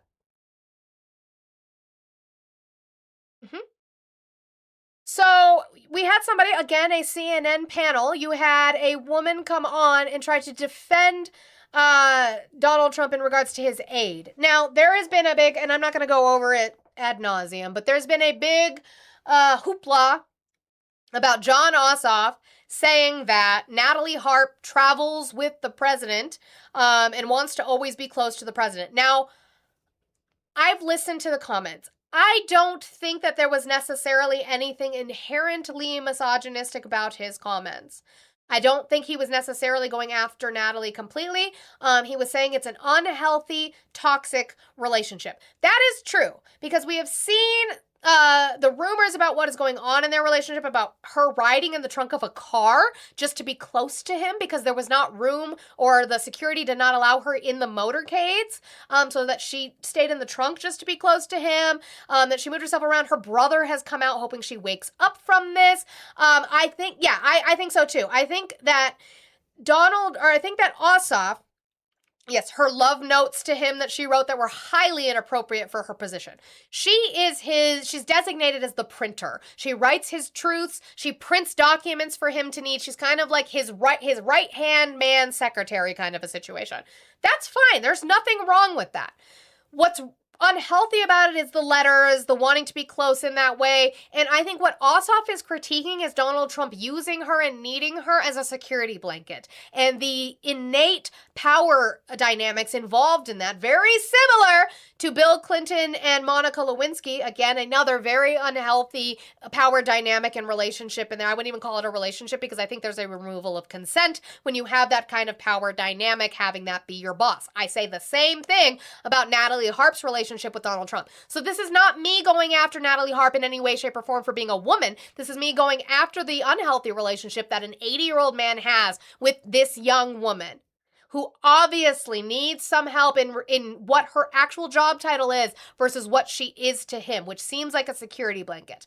Now, that's what I think Jon Ossoff was critiquing. The right, for some reason, is trying to come out and make this seem like some misogynistic attack towards Natalie Harp, which is rich coming from the President of the United States. She had blood coming out of her eyes, out of her ears, coming out of other places. Your wife looks like a horse. Quiet, piggy. You're nasty. You should smile more. But yeah, sure. Whatever. Anyway, in defense of that, once again, Schneider comes out to say, well, he's always had young, beautiful women around him. I don't think that that's much of a defense. You're just telling me that he's always been a fucking creep. Okay, cool. Love that. Context, if you don't know, what do you make of Ossoff's comments and the reaction to it? I think Ossoff went too far, actually. Trump has been known from the beginning of time, including his television show, his business at the Trump Organization, his involvement in beauty pageants. He always surrounds himself with attractive young women. That's not an excuse. Like, that is not the defense. That's not the she thinks that it is. Okay, so this man has been creepy his entire life. He's always had young, attractive women around him. Always. It's not the gotcha you think it is. And for somebody running for office to make that an issue amongst all the other problems, to point that at, I can think of a lot more complaints about Trump than him traveling with a young aide. So I think it was sort of below the bar. Well, he travels with his young aide and relies on her so heavily that she ended up on the plane that he switched to after the security issue from the Secret Service, and not Marco motherfucking Rubio, and not fucking Scott Bessent.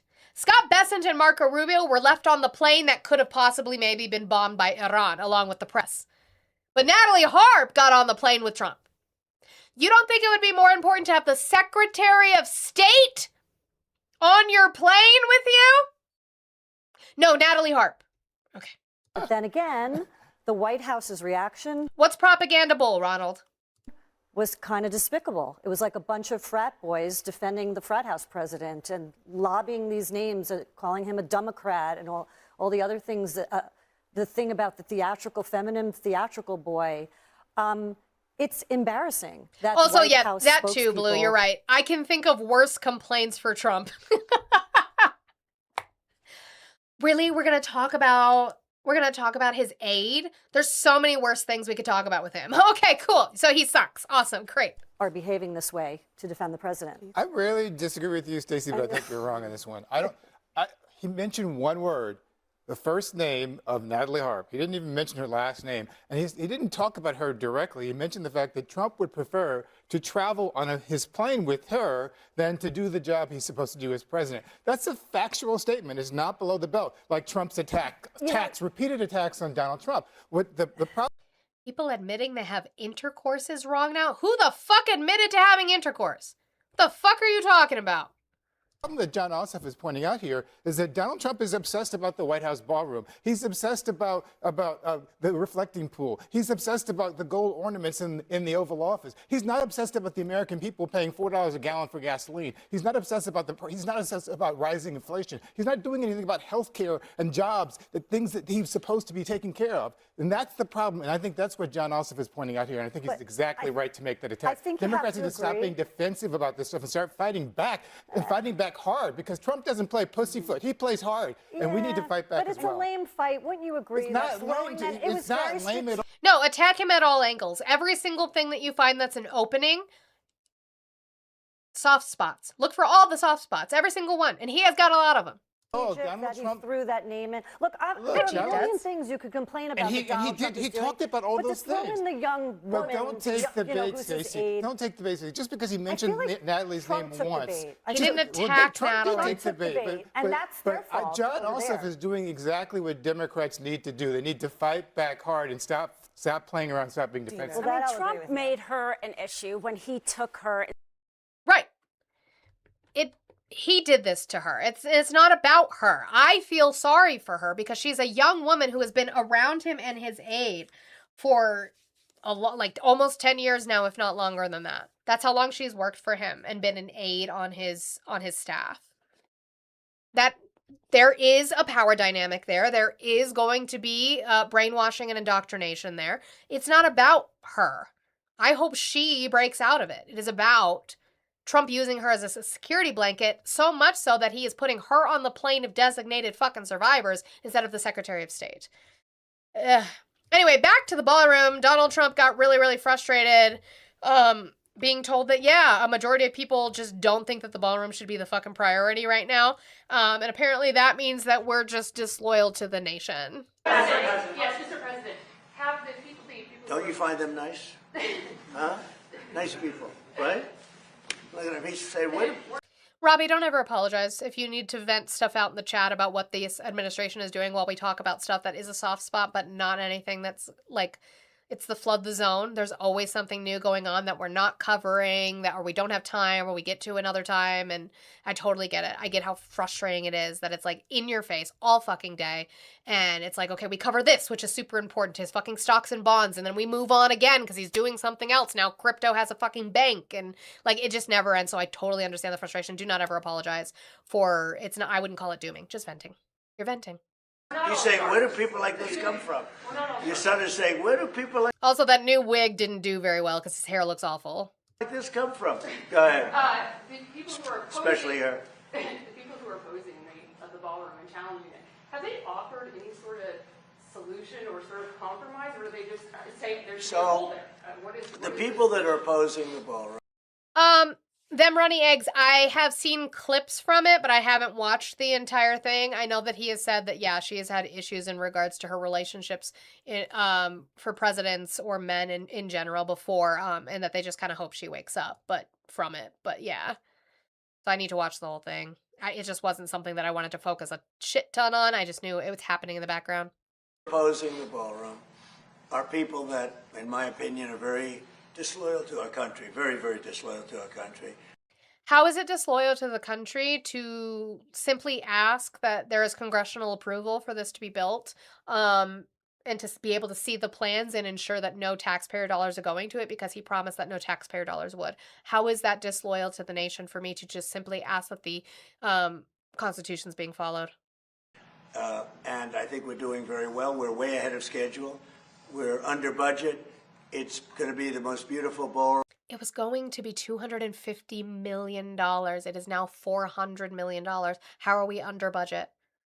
MAGA, this is why I get so frustrated. This is why I sound condescending. This is why I'm a piece of work.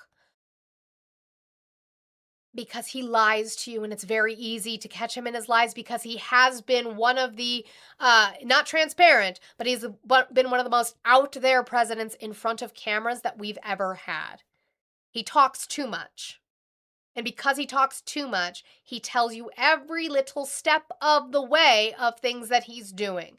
He said he was going to pay for it and that it was $250 million. And he said donors were going to pay for it and we might have to increase it to $300 million. Well, now they're donating, so it's going to be $350 million. Now it's $400 million. And the late Senator Graham had been working on a package of $1 billion fucking dollars to go for the security, the national security of the complex when he said no taxpayer dollars were going towards it. And now he's telling you that it's on time. It's not, it's behind. He is telling you that it is under budget. It is over budget of what he told us. It's literally in your face. I don't understand why you guys are still like, that's the guy. That's him. Kramer, how'd you get a sticker of me in black and white? Of its kind. But yeah, we're disloyal to the country simply because I'm asking those questions about his lies and how they are not tracking. But yes, I'm disloyal to the country because of that. Well, going back, Donald Trump did, which we'll get to a little bit of at the end of this, but Donald Trump did a tour. He worked as a tour guide. The leader of the free world. We're literally at war. People on the USS Abraham Lincoln are trying to jump ship, but he is worried about giving y'all a tour of the White House grounds. And in the middle of that tour of the White House grounds, he decided he was going to be talk about North Korea, or he was asked again about North Korea and the fact that we are reducing our exercises with South Korea and why. So he was asked, like, are you still talking to Kim Jong-un? Thank you, everybody, very much. Thank you. Are you exchanging written letters with Kim Jong-un? I can't tell you that. And are you hoping but I get along with him.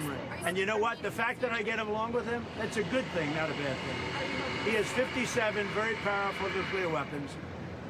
Should have never allowed it to happen. They should have never allowed it. If I were president, I wouldn't have allowed it. But he's got them.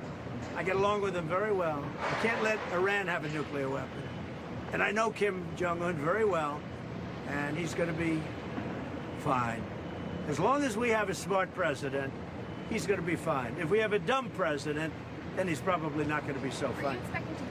By the way, again, has been doing missile testing the entire time that Trump has been president.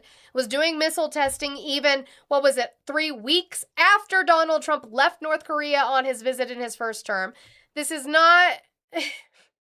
Can't tell us about the letters, but can publicly state their nuke count. Yeah, also that. Yeah, they did it yesterday. North Korea is still actively launching missiles and testing missiles in the ocean. But yeah, no, it's totally, Trump's totally good with him. That's what's happening, yeah. Yeah, I will be. And they have 57 nuclear weapons that apparently we're not worried about at all. So he got asked a follow-up on this yesterday. He was at a press conference. I'm not exactly sure what it was for. God knows. Probably we're here to make people richer one. Well, no, he was complaining about Fed rates, which we'll talk about.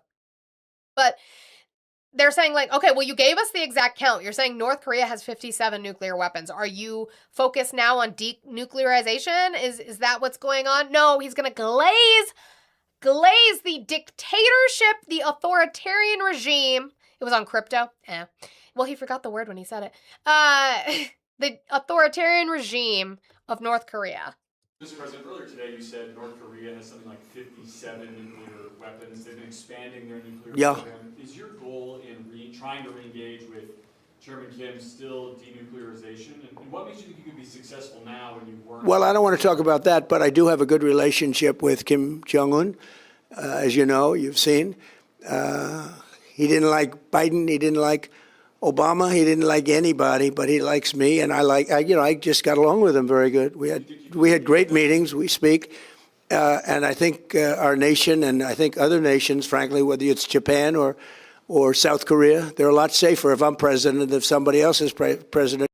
Not if you reduce the military exercises so that they have the capabilities to fight back against the drone technology that North Korea is learning how to fight with since they are helping Russia on the front lines of Ukraine. Did you see Kim Jong-un's sister come out and say that they have not been in communication? No. Yeah, it was the day after he did this shit. This was literally yesterday. Or the other one, the tour one? Yeah, it was 2 days ago when he had withdrew from and said that they were in talks. And his sister came out and said, yeah, that's not She said, no, the fuck we're not. Yeah. Nobody called him. My God. I have a feeling he might be like in such a stage of dementia that people call the White House and act like foreign leaders, and he just believes it. I actually would not put it past them, because we do know that former aides and staff in his first term said that they would print documents that they weren't always true. Some of them were lies, some of them were just like cutoffs of other documents, and they would put them on his desk for him to read, and they would take other documents that they thought would piss him off to start a war. They literally were hiding documents from him and putting special documents in front of him for him to read. So I would not put it past them to be calling and be like, Kim Jong-un here, and he'd be like, oh, Kim. Yeah, like RF Kidding Me should try to see how hard it is to get on the White House switchboard. God. Anyway. Bye. Bye. Speaking of, I'm going to let him finish this clip, but I want to show you something. My husband did this. This is Raymond's fault. I just want everybody to know. Kim Jong-un on a horse. I'm actually mad. I'm mad at how good he looks on a horse. Why does he look so majestic on a horse? Is it the outfit? Is it the... Because, like... Is it the... Look how ballin' that horse is. What? Just riding a horse. Riding a horse. Anyway, sorry. Let's go back to Donald Trump and his relationship with Kim Jong-un. And he doesn't want anything bad to happen to North Korea. Now, I didn't like the fact that we're doing these massive military exercises, really. Airbrush or AI, those are not AI pictures. That was literally him out. Those weren't AI. Against North Korea. It was a, an exercise against North Korea. When I'm friendly with him, when we have, I don't see anything happening for certainly 2.5 years. It's not going to happen with me, but I don't see anything happening. And I was not happy when South Korea said, no, they're not interested in helping us with the Hormuz Strait. Well, you said that you didn't need their help, and then now you're mad that they won't help. And yet they get 60% of their oil from the Hormuz Strait. I said, would you like to help us? Yeah, that's why they're mad.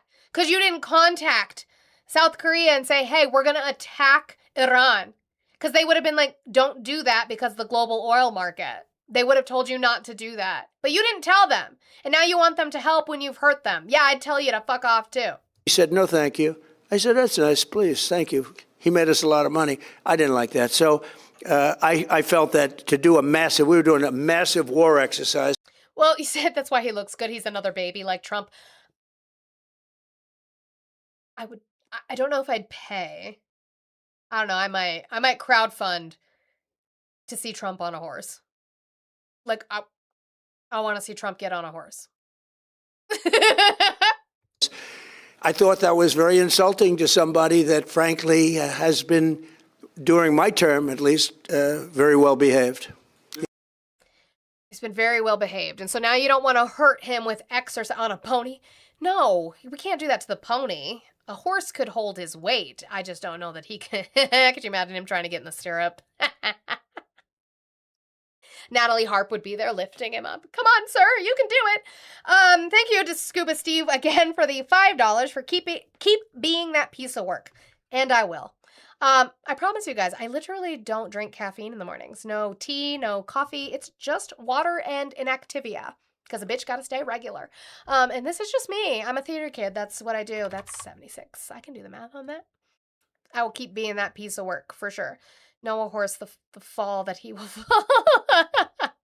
He bruises too easy to ride horse. Not my problem. Anyway, so once again, Trump is calling the ballroom a military complex. Again, he's trying to trick the courts by saying it's a military complex, so it's a national security issue, and we need to ensure that we get that done. But it was a ballroom. It always was a ballroom. Now it's not. This will be the greatest military complex / ballroom anywhere in the world. There won't be anything like it. You know, when I was in China, they have the great room. They have a room that's phenomenal. And I'm not going to get into arguments with anybody. But this beats everything. There's nothing like this anywhere in the world. This nothingness, you're nothing like this anywhere in the world. And they've wanted the ballroom aspect of it for 150 years. They've wanted the military aspect. I would say it started about 75 years ago. And you can't go under this building because it's fragile, but you can go under new construction. That's when the generals came to see me, and the military's been incredible. And we hated to have to reveal some of the things.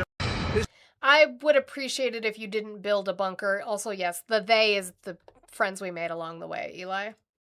I would appreciate it if you didn't build a bunker. That's just me. White House Strip Club is Insanity Digital. That's funny, but it's wild. Thank you so much, that Crow guy, for the 19.99 super chat. Thank you so much. Said, love your piece of work. Thank you. I appreciate that. Okay. Donald Trump is a toddler showing off his half-eaten slobbery cracker. He said, Mommy, and you're like, that's great, baby. That's great, baby. He's talking about fucking flagpoles. As you remember, I donated the flagpoles, one on each side, because the White House didn't really have an appropriate American flag. It had a small one on top. We left that, but it didn't have an appropriate American flag. And this is a great pole. This is the top of the line. It's a great pole. It's a great pole. It's tapered. This isn't a tapered ends only, my friends. For your safety. Tapered ends only. Okay? I don't want you to end up in the hospital. Okay? Medical grade silicone. Medical grade silicone. Flared base. Okay? Medical grade cleaners. It's a good pole. It's tapered. Okay? Great pole. This is the top of the line. It's tapered. This isn't a straight up and down job, which looks terrible, frankly. That's a tapered pole. Great. I'm very good at flagpoles. So we have the... That means it's bent. Flagpole. As you remember... He's very good at flagpoles. He's very good at flagpoles, guys. Clap for the toddler. Why do you come to the box and then you don't come in the box? Out of the box. Out of the box. Okay. You can try again when you're not in Nom. Oh, is it me? Did I disconnect myself? Damn it, because you left, I disconnected me. Why are you like this?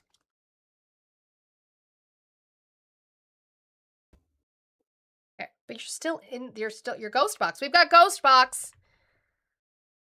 Nope, he's still here. Disconnect. You go away. Me stay. We continue. Okay. So they're redoing, or they're making a helipad. He wants a helipad instead of landing in the grass the way that we always have. So he's making, the pole is 88 feet.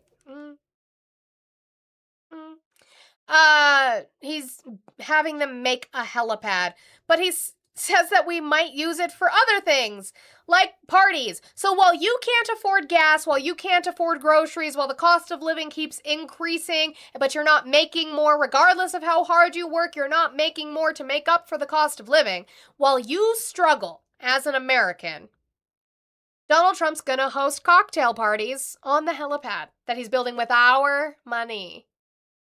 He's gonna host those parties with our money. He's going to have cocktail shrimps and lobster tails and filet mignon. He's going to have all of those things on the helipad with our money.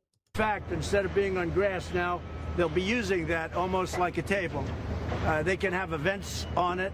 They can have people go there for cocktails and then walk to the ballroom after that's finished. We can have really incredible.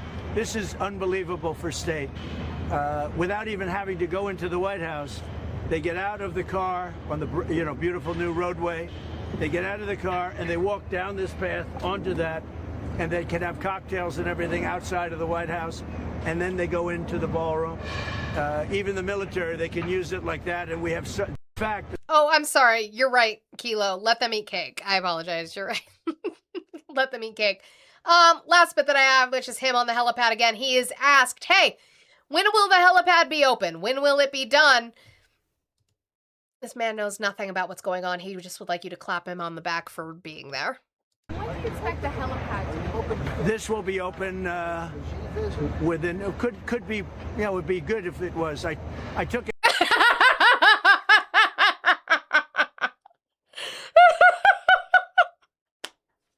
What? I'm sorry, when will they be open? When do you expect the helipad to be open? This will be open within. Could be. It would be good if it was. I took an extra week to lift it. Again. When do you expect the helipad? It'll be open, well, it could be, I mean, if it would be great if it was. 2 weeks, probably, right? Probably 2 weeks. It'll be done in 2 weeks. Yeah, that's what's gonna happen, totally. Okay, that took entirely too long today to get through that, and it shouldn't have. Let's go through a economy update, and then we'll do a small Iran update. That'll probably get us out of here, but maybe not, and then I'll just have to scroll through some. I have an outline. It's just depending on what we get into. But we talked about yesterday, Donald Trump had put out a truth saying that he tacoed on the 50% tariffs for Canada. He gave a 3-day pause, meaning that they're supposed to be instituted again tomorrow, saying that he had a deal with Canada on reviving the Keystone XL pipeline, the Key Lime pipeline, which is dead. No, the company walked away. They sold it off to an offshoot of their company who was actually pulling materials from it to use on other projects. I promise you that's not fucking going anywhere. I can't believe we're still talking about this. But he said they had a deal, and then showed you where Mark Carney said, we're progressing, but we don't have a deal, but we're progressing. Well, he repeated the same lie again and said, we got a deal, but he also contradicts himself at the end, saying there's still paperwork to file. Can you give us any update on your negotiations with Canada for a trade deal? Yeah, we had a very good conversation with the Prime Minister last night, and we've come to a deal with Canada. As you know, the 50% tariffs across the board were going on against Canada today, and they called yesterday and they gave us the points that we had to have. Very fair deal for both. The tariffs will be non-existent for our farmers. Our farmers were paying tremendous. So he is claiming now that our back off on the tariffs is because Canada is going to remove all tariffs they have on the United States. I haven't seen where they've agreed to that. Where have they agreed to that? Okay, so they're gonna remove all tariffs from the United States of America. Okay. Who pays a tariff? Anyway, sorry. Tariffs into Canada, and those tariffs are going to be totally eviscerated, down to zero. Is the U.S. going to lower tariffs on Canadian autos or lumber? We're doing certain things. Got to give something, and we're doing certain things. They were paying a high number. We're reducing it a little bit. It's good for everybody. But our farmers are going to be thrilled. Our manufacturers are going to be thrilled. And basically, we have no tariffs going into Canada anymore. Canada was charging us tremendous tariffs. We no longer have any tariffs. That's not how that works. And what I was able to do is we put, as you know, under the new tariff, I guess you'd call it the new tariff schedules that we came out with. They were going to get a 50% tariff on everything starting today. And we've held it back 3 days. It's all subject to finalization of documents.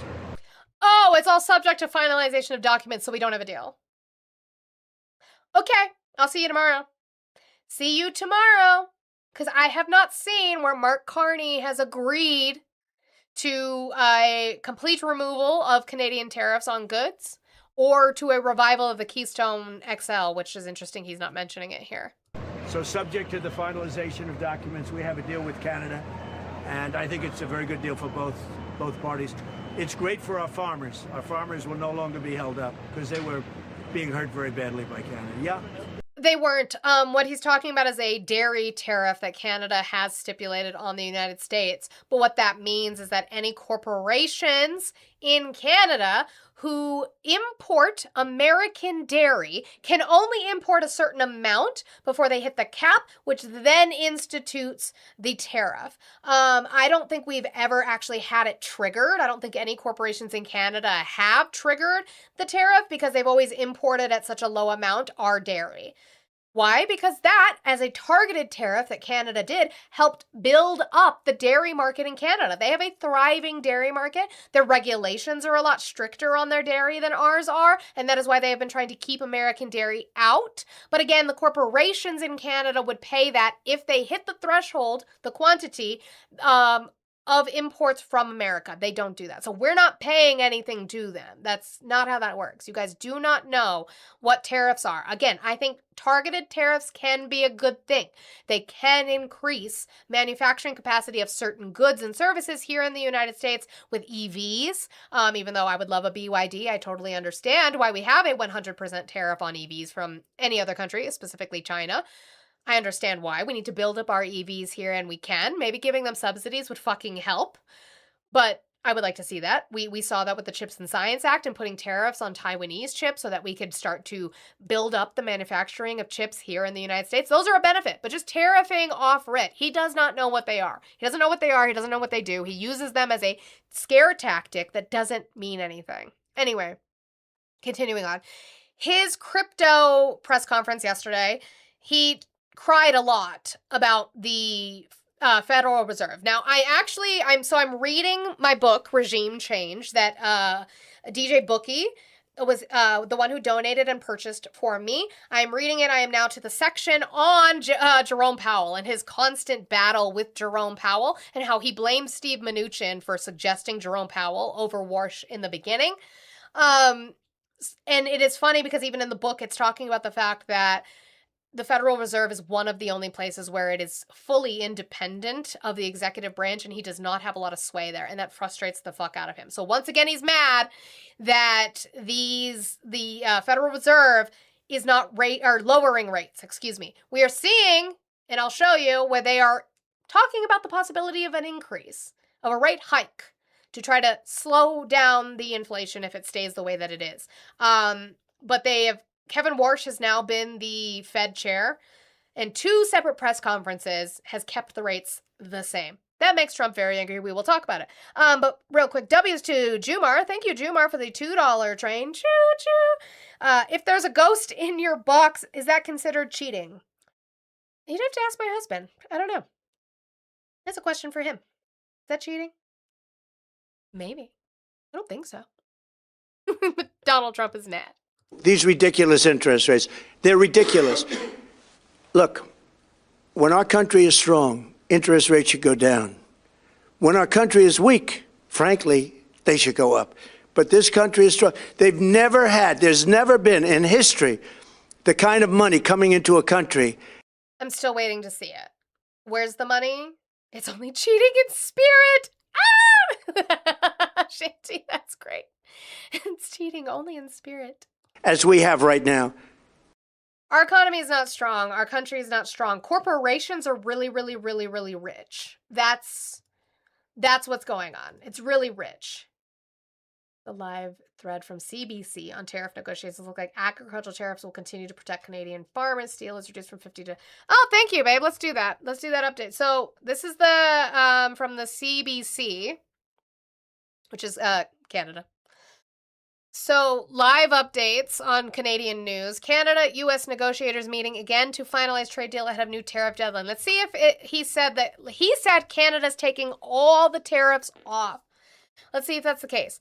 Canada-U.S. Trade Minister Dominic LeBlanc has returned to Washington as officials from both countries work to finalize a deal that would avert new U.S. tariffs on nearly $30 billion worth in Canadian goods. Prime Minister Mark Carney and his negotiators discussed the prospective deal with his cabinet and the premiers yesterday afternoon.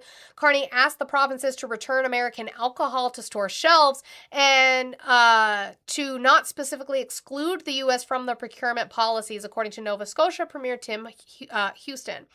A source with knowledge of the forthcoming agreement said U.S. tariffs on Canadian steel and aluminum are being lowered from 50% to 25%, and the Canadian officials are aiming to complete the deal by Friday. U.S. President Donald Trump also said yesterday he had brokered a very good deal with Canada. A statement from the White House said an agreement with Canada is being finalized but did not contain any details. So this was from 3 hours ago. So that's those ones. Booze ban, because they've all been taking American booze off of it. I'm not seeing anything in regards to them dropping tariffs on dairy, though. So I think agriculture was like the third one in there. Why?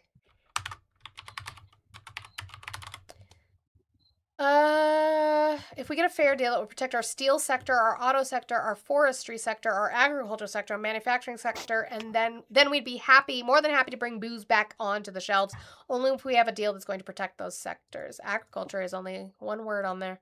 So it doesn't look like it. Hold on, let me find this. Give me just a second. Okay. He damaged the pool.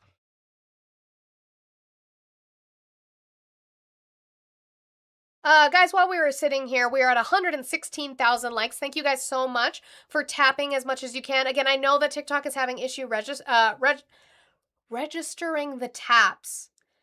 But I'm also not sure that that's always the case, because then I go into places where you guys are, not you, but like where people have, and the numbers are still going up. So I just don't know that we're tapping with our full potential, because we should be well on our way to 200,000 likes, and we're not. And that's very, very, very disappointing. But it's fine. If that is the case, let's just work on our gifting goals. We have over here on TikTok the finger hearts still that we need to get accomplished. And don't forget my gift gallery. We still have 3 gifts left on there. I know they're the big ones. I apologize for that. But does help keep us at the rate that we're at to continue to be able to push my live out so that maybe I can get as big as these men do one day. It would be nice because these men seem to get numbers, and no, I'm not specifically talking about any, well, in my head I am, you just don't know it is, but there are a few men on this platform who don't do it as good as I do, and yet get all the benefits of it. So let's make sure that we are supporting women on this platform. All right, it's the Team Canada continues to remain strong. Okay, let's see. Yeah, Transport Minister. Oh, the Transport Minister. Okay, let's see. It's towards the end of that. McKinnon also addressed the issue of dairy and Canada's supply management system the U.S. has been asking Canada to eliminate for years. Quote, supply management has been at the heart of our strategy from the beginning, and I think Canada-U.S. Trade Minister Dominic LeBlanc has been very, very clear that the integrity of the supply management system must remain intact and will remain intact. I know that farmers in the agricultural community will be very reassured by that. Yeah, that doesn't sound like they're removing agricultural tariffs. We'll see how that deal falls through or doesn't happen or changes. Well, even the alcohol, when it said like not all premiers have even agreed to putting U.S. alcohol back on the shelves. About Ford, because Ford has absolutely come out and said, I'm not doing that. And he doesn't have to. Ford is withholding his support on all of them, it looks like. That sounds about right. Well, thanks. All right, bye. Okay, so again, he's still very, very mad. And what he's saying now, I know people are going to play this. You'll probably hear people play this. And I'm going to say, don't let our leftist friends be disingenuous on this, okay? Donald Trump is going to say, I wish we had bad numbers. I wish we had bad numbers. And they're going to use it to say he wants terrible things for the American people and the economy. I don't think he really gives a fuck, to be honest, but that's not the context, so let's be honest about the context. We'll talk about it. Let me play the clip. You know, I almost like to hear bad numbers. I'm saying, I hope we have bad numbers today. Interest rates will go down. That's why. So let's be honest about why he said that. Does he actually want bad numbers? No. He desperately, which we have bad numbers already. He just wants to lie about it. He desperately wants the interest rates to go down. And the Federal Reserve is saying we cannot bring interest rates down because the economy is not doing well. And he's like, yes, it is. And they're like, it's really not. But he desperately wants them to go down. The only people that would help during this time with the way inflation is very, very rich people being able to buy up a shit ton of shit and commodifying a shit ton of shit. That's why he wants it, but that's why he's saying it, so let's be honest about it. He's saying he would like to see bad numbers because it ensures that the interest rate would go down.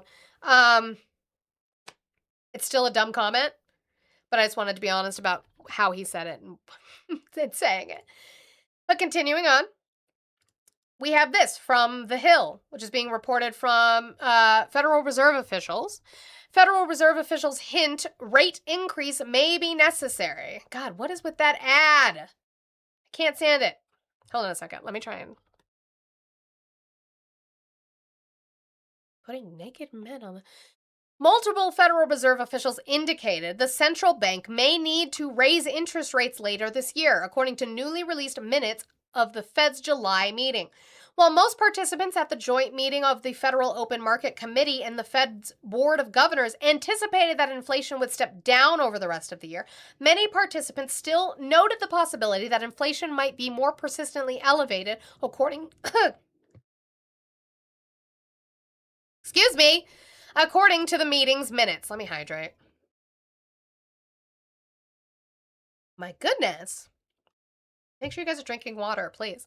Participants noted that elevated energy prices due to the Iran war and the pass-through effects of President Trump's tariffs have kept inflation above the Fed's 2% target rate. It's 3.4 right now, higher than what it was when he took office.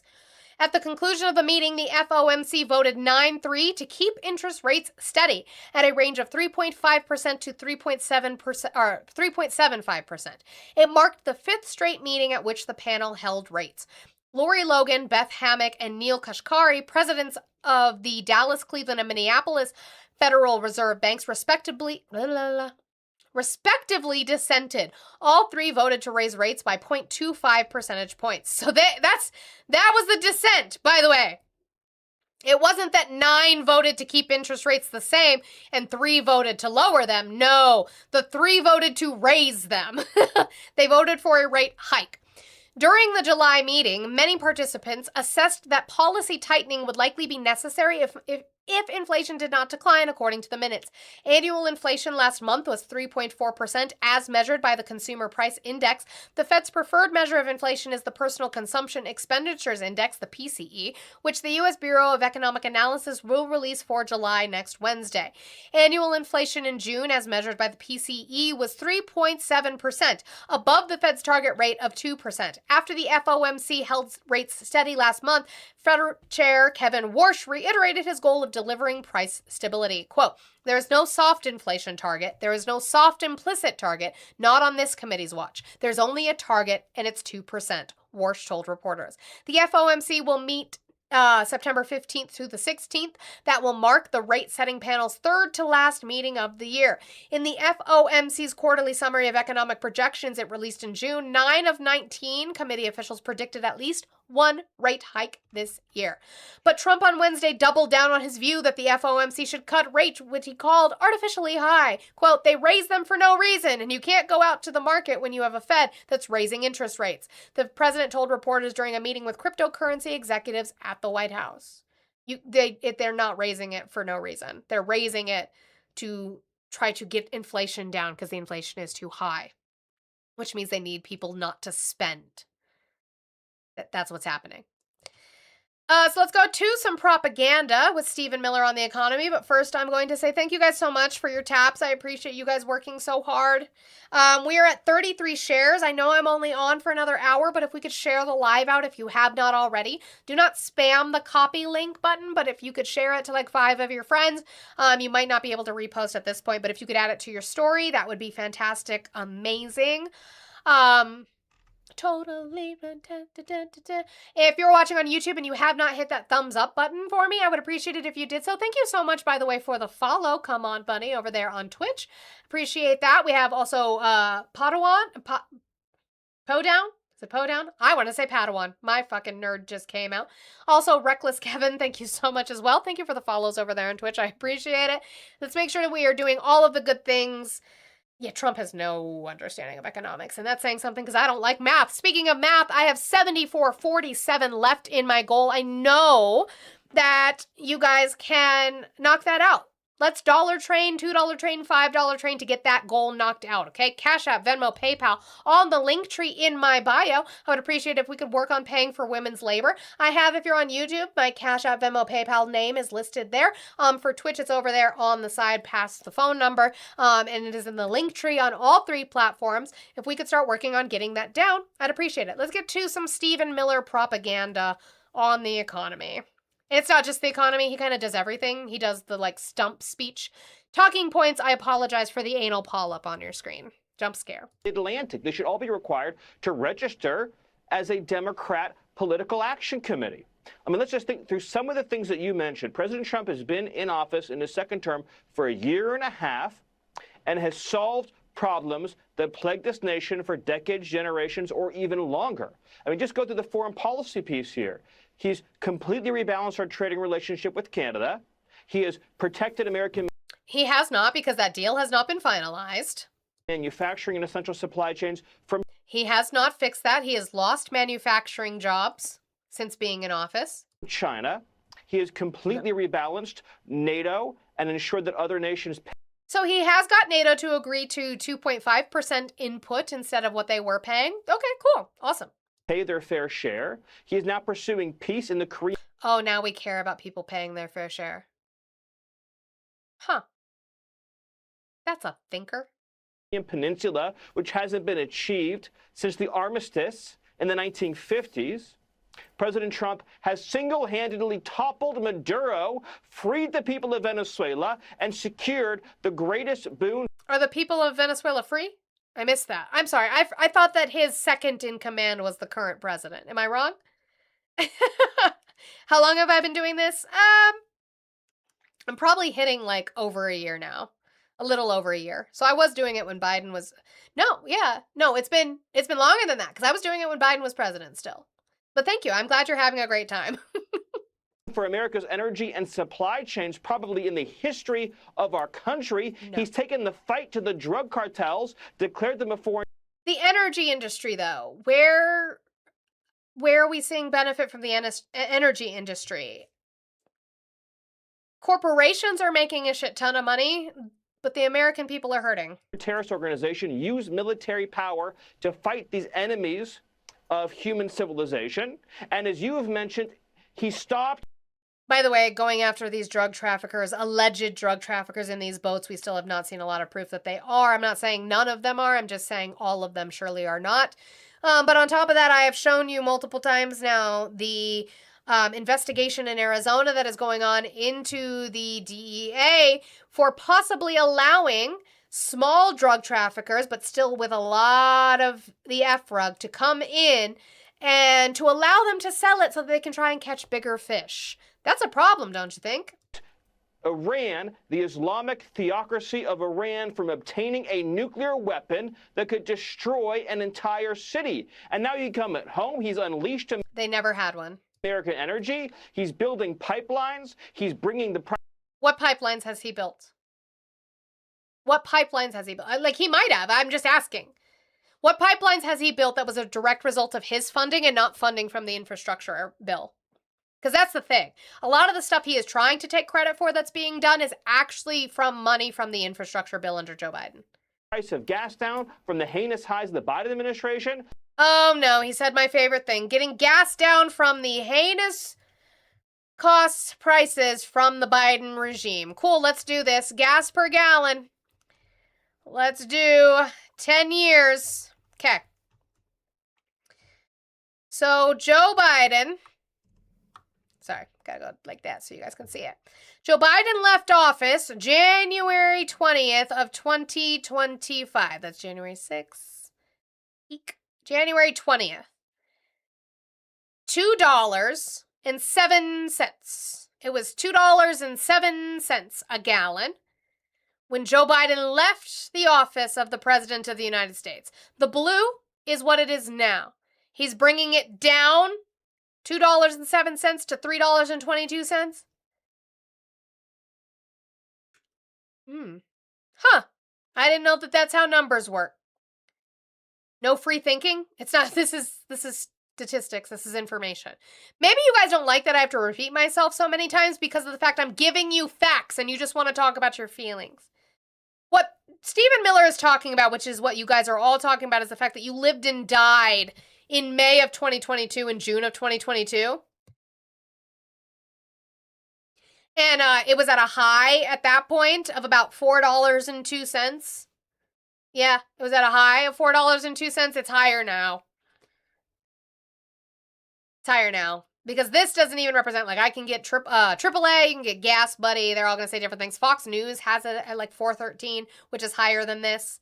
It just depends on when they go up and down. So you've got crude here. It was at 87 this morning. It's at 85 now. It constantly moves, right? Oh, wait, you can't see that. Let me go down a little bit right here. See? So Stephen Miller lied to you because when Joe Biden left, maybe I got that wrong. Yeah, no.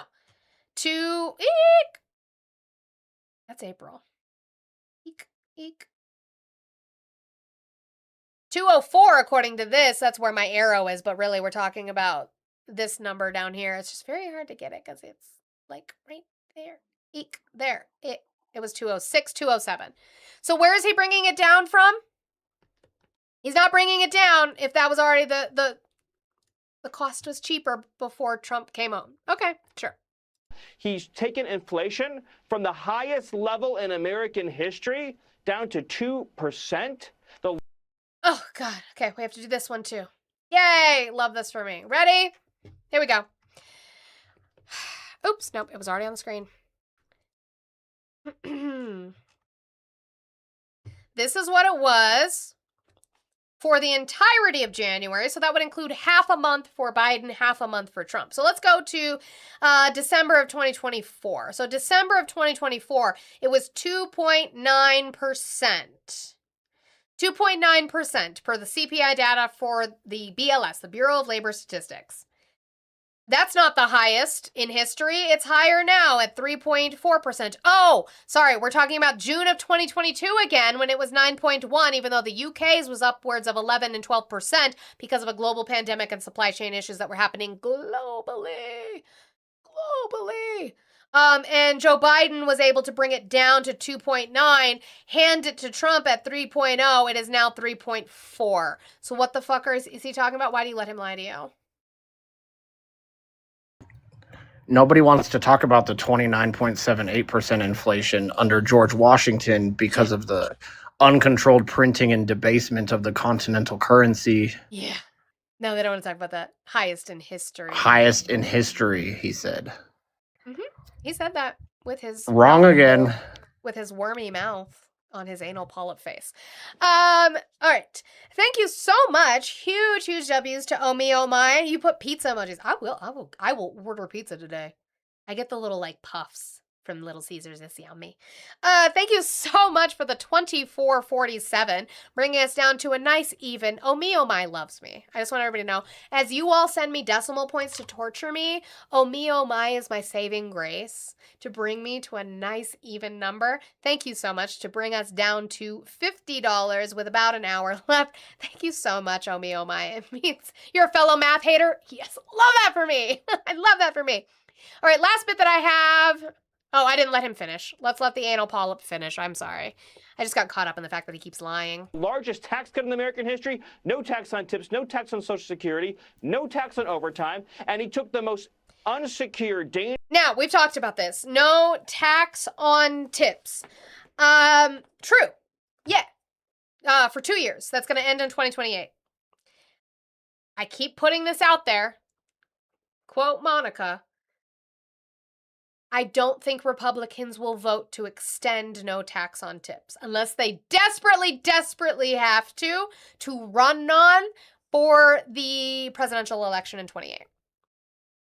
But it ends in 2028. No tax on overtime also ends in 2028.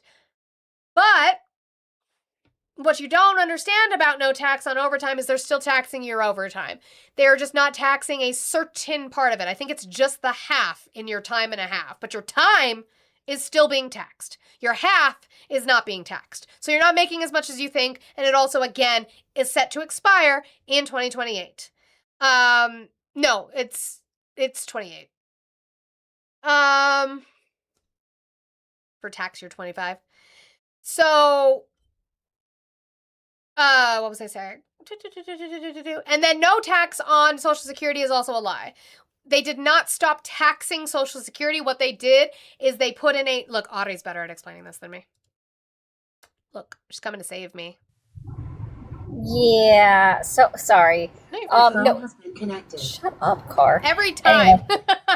Every time. It's because I just want AC for a moment before I get to moving. No, so Kayla is 3 years. Right. It is technically 3 years because it's January 1st, 2025, ends December 31st, 2028. And then what it is it's a deduction. Correct. So that means it is a dollar for dollar deduction.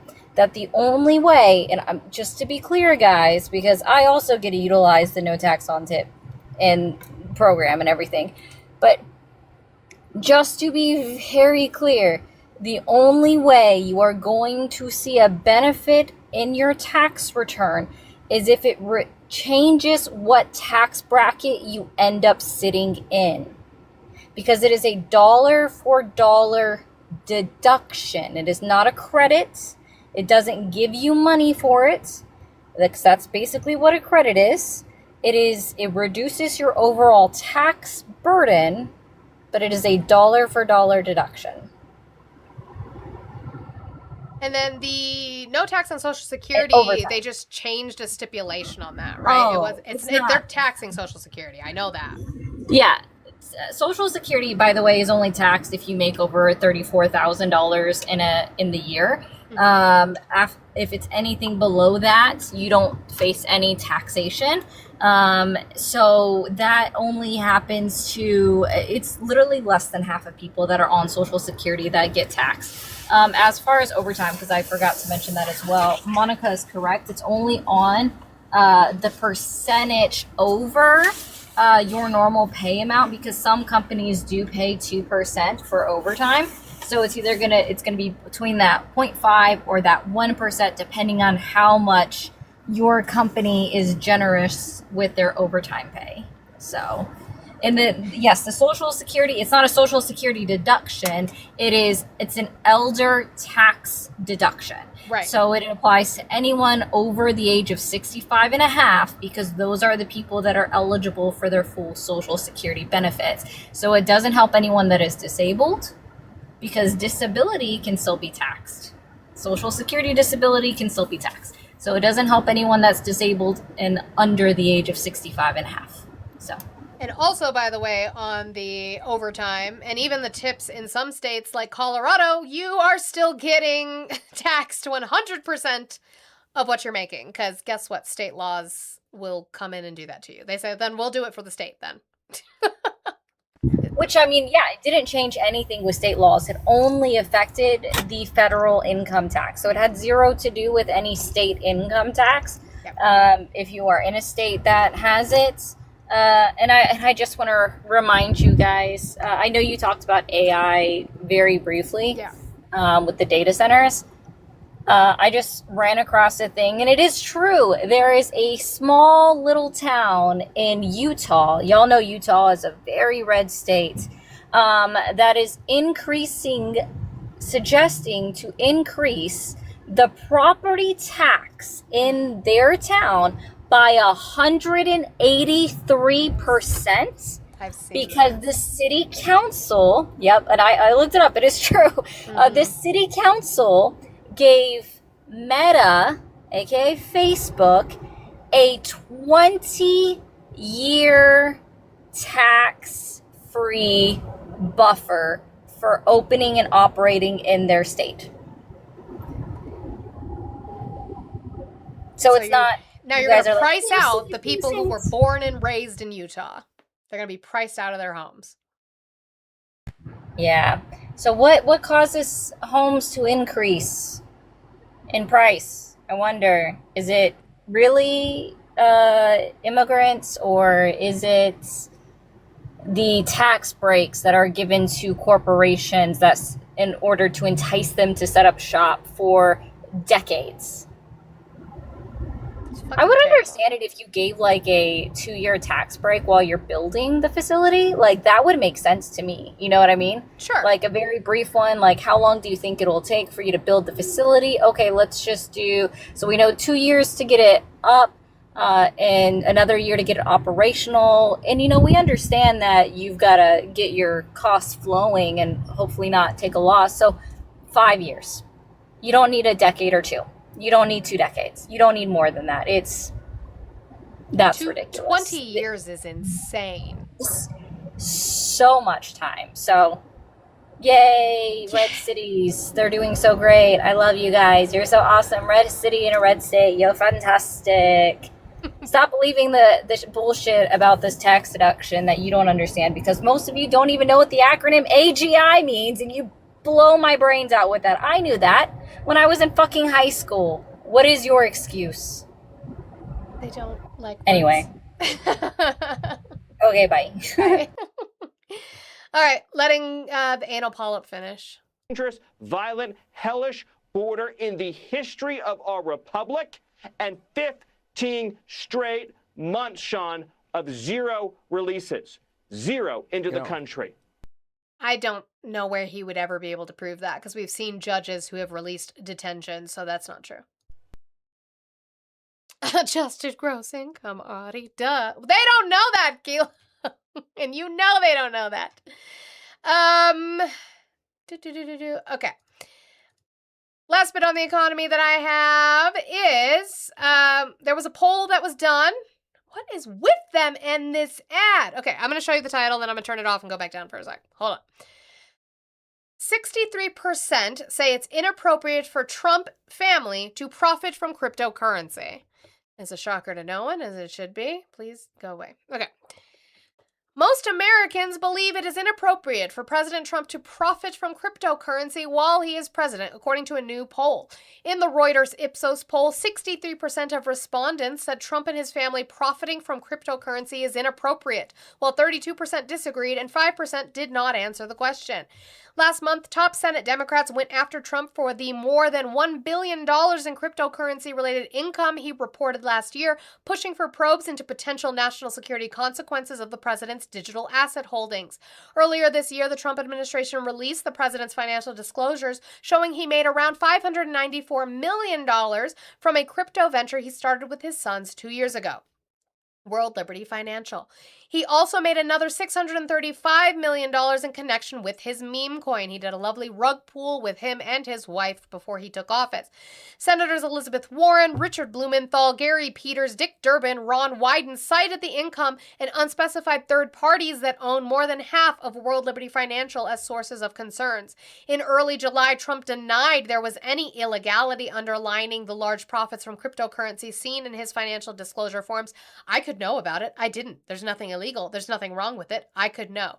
It violates the emoluments clause for the fact that you do, and the fact that you try to say it's a blind trust when your children are in charge of it is a fucking problem. The Reuters Ipsos poll took place August 14th through the 17th and featured 1,166 respondents. It has a margin of error of 3 percentage points. That's the methodology.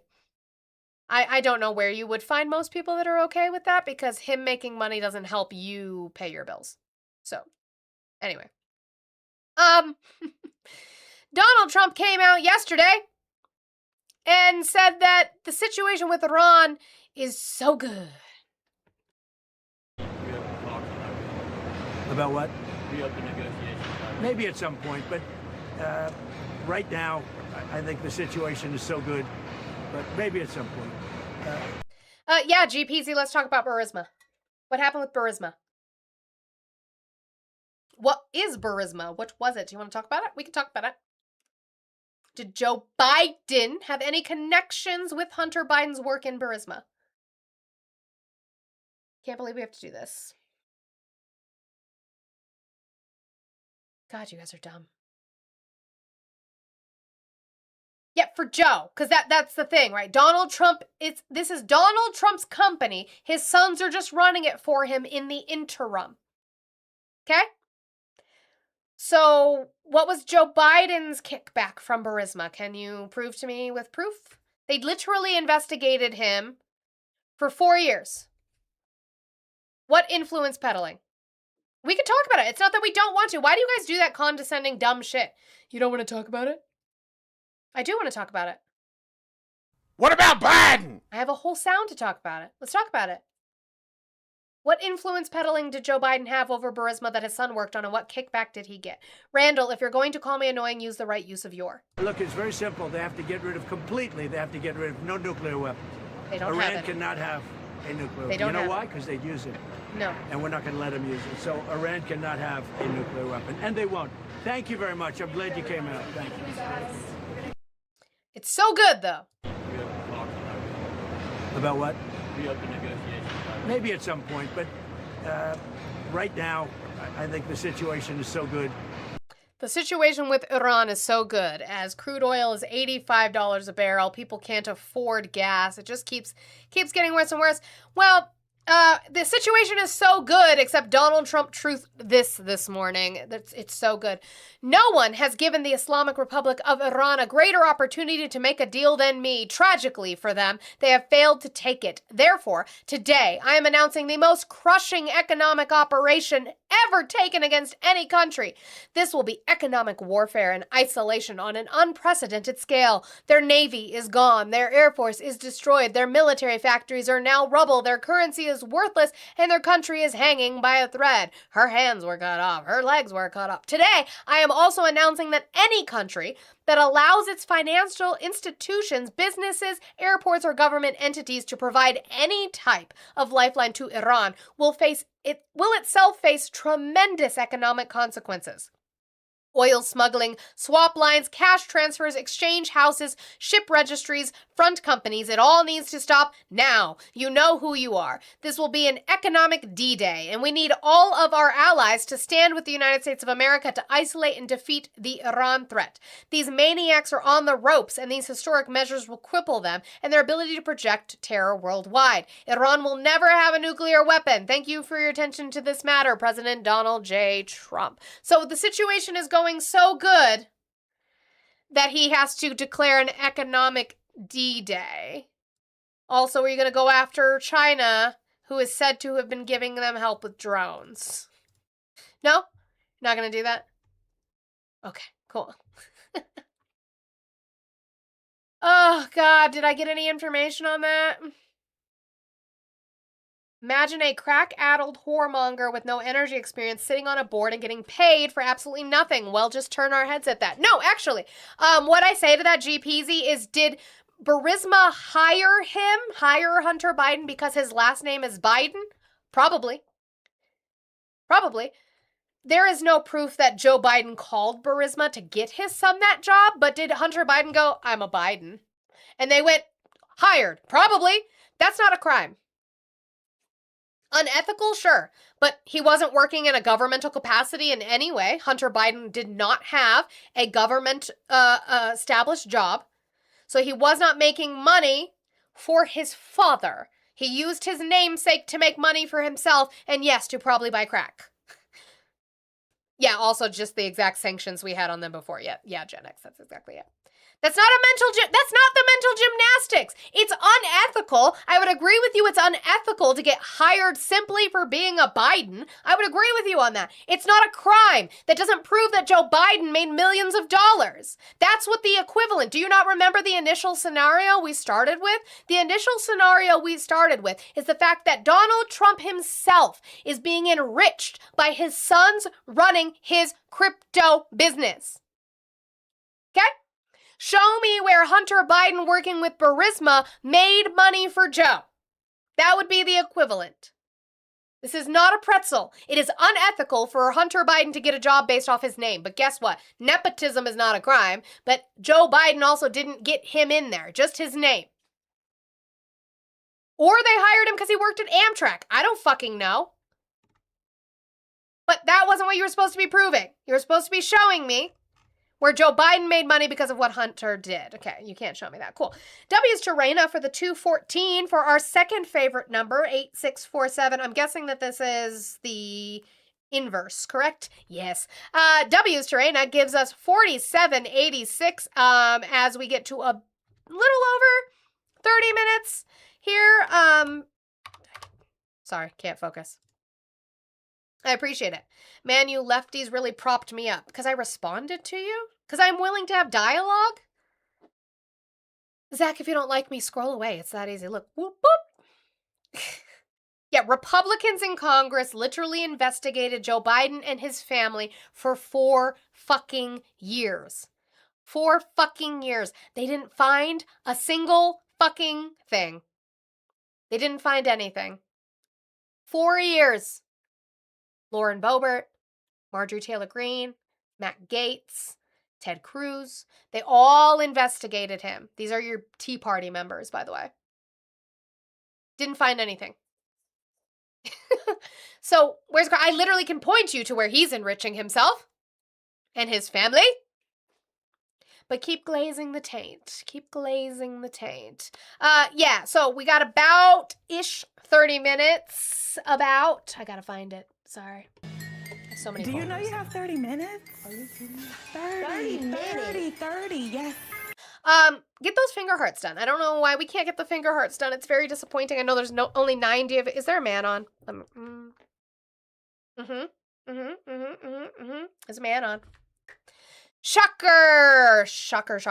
Anyway, I'm gonna show this, which is a small snippet. It's kind of out of the way. Hunter's laptop only had... Right. Hunter Biden has come out about this. He has been doing interview after interview, and he said, yeah, I was addicted to crack. I had sex with people, and I had a big dick. Like, what do you want from me? Like, you guys are so mad about it. I never said I was a journalist. I never claimed that. But Sean Duffy used our tax money to film a reality TV show. And in one instance of that reality TV show, he told his daughter, don't go to Harvard. Can't say no. To Harvard? Yeah. Well, me and Mom can say no. Also, by the way, no, you can't. If she gets the scholarship or she gets the money, maybe it doesn't come from you. If she's smart enough to get herself a scholarship to go to Harvard, when she's an adult, she can actually choose to do that regardless of whether you say no or not. So that's interesting. Can't say no. To Harvard? Yeah. Well, me and Mom can say no. Catholicism, to us, is everything. It's the basis of our marriage. It's the basis of our family. So I'm nervous about the idea of Paloma going to Harvard. We spend a lot of time nurturing and providing formation for our kids, giving them an environment where they are steeped in faith and values. And so the idea of dropping her off at a place that would undermine that or try to undo all those things makes me worried. We know that, like, other Republicans have gone to Harvard, right? And they're still Republicans? Yeah, literally describing indoctrination. This is literal indoctrination. We worked very hard to curate what our children believe, and we don't want them to see diversity or any other critical thinking structure outside of what we've given them. So that's really why we don't want her to go to Harvard. Pick like BYU. But also Republicans have gone to Harvard and still been Republicans. That hasn't stopped. And again, I don't want them to get one viewpoint. I want them to get a lot of different viewpoints. But I don't want them fed only one viewpoint that's contrary to the way my kids were raised. They're not. They're taught how to critically think about information that's in front of them, but they're not taught what to believe. So do you trust your parenting and that you've done a good enough job for your daughter to continue to believe in God? Or is your system that fragile? Is your system of belief that fragile? Exactly, Eli. We were on the same plane. The same page. I didn't even see your comment till just now. If she truly believes, then she can withstand pushback. The religion that you've shoved down her throat is so fragile that going to Harvard is enough to break it. Okay, cool. Listen, I think my problem is we have thought about how we raised you and how hard we've worked to, I think, raise what is a remarkable young girl. If I send you there, I think what happens is they have professionalized figuring out how they can take good young girls like you and, I think, corrupt their minds. How? How are they corrupting a good young girl's mind? It's sick. This is sick. And we paid for this. By the way, I just want everybody to know your tax dollars paid to film this. I know, if you look at her poor face, tell me that that's not every 17 to 18-year-old child that wants to get out of their parents' home as quick as possible. Corrupt their minds. You don't have to believe what I believe.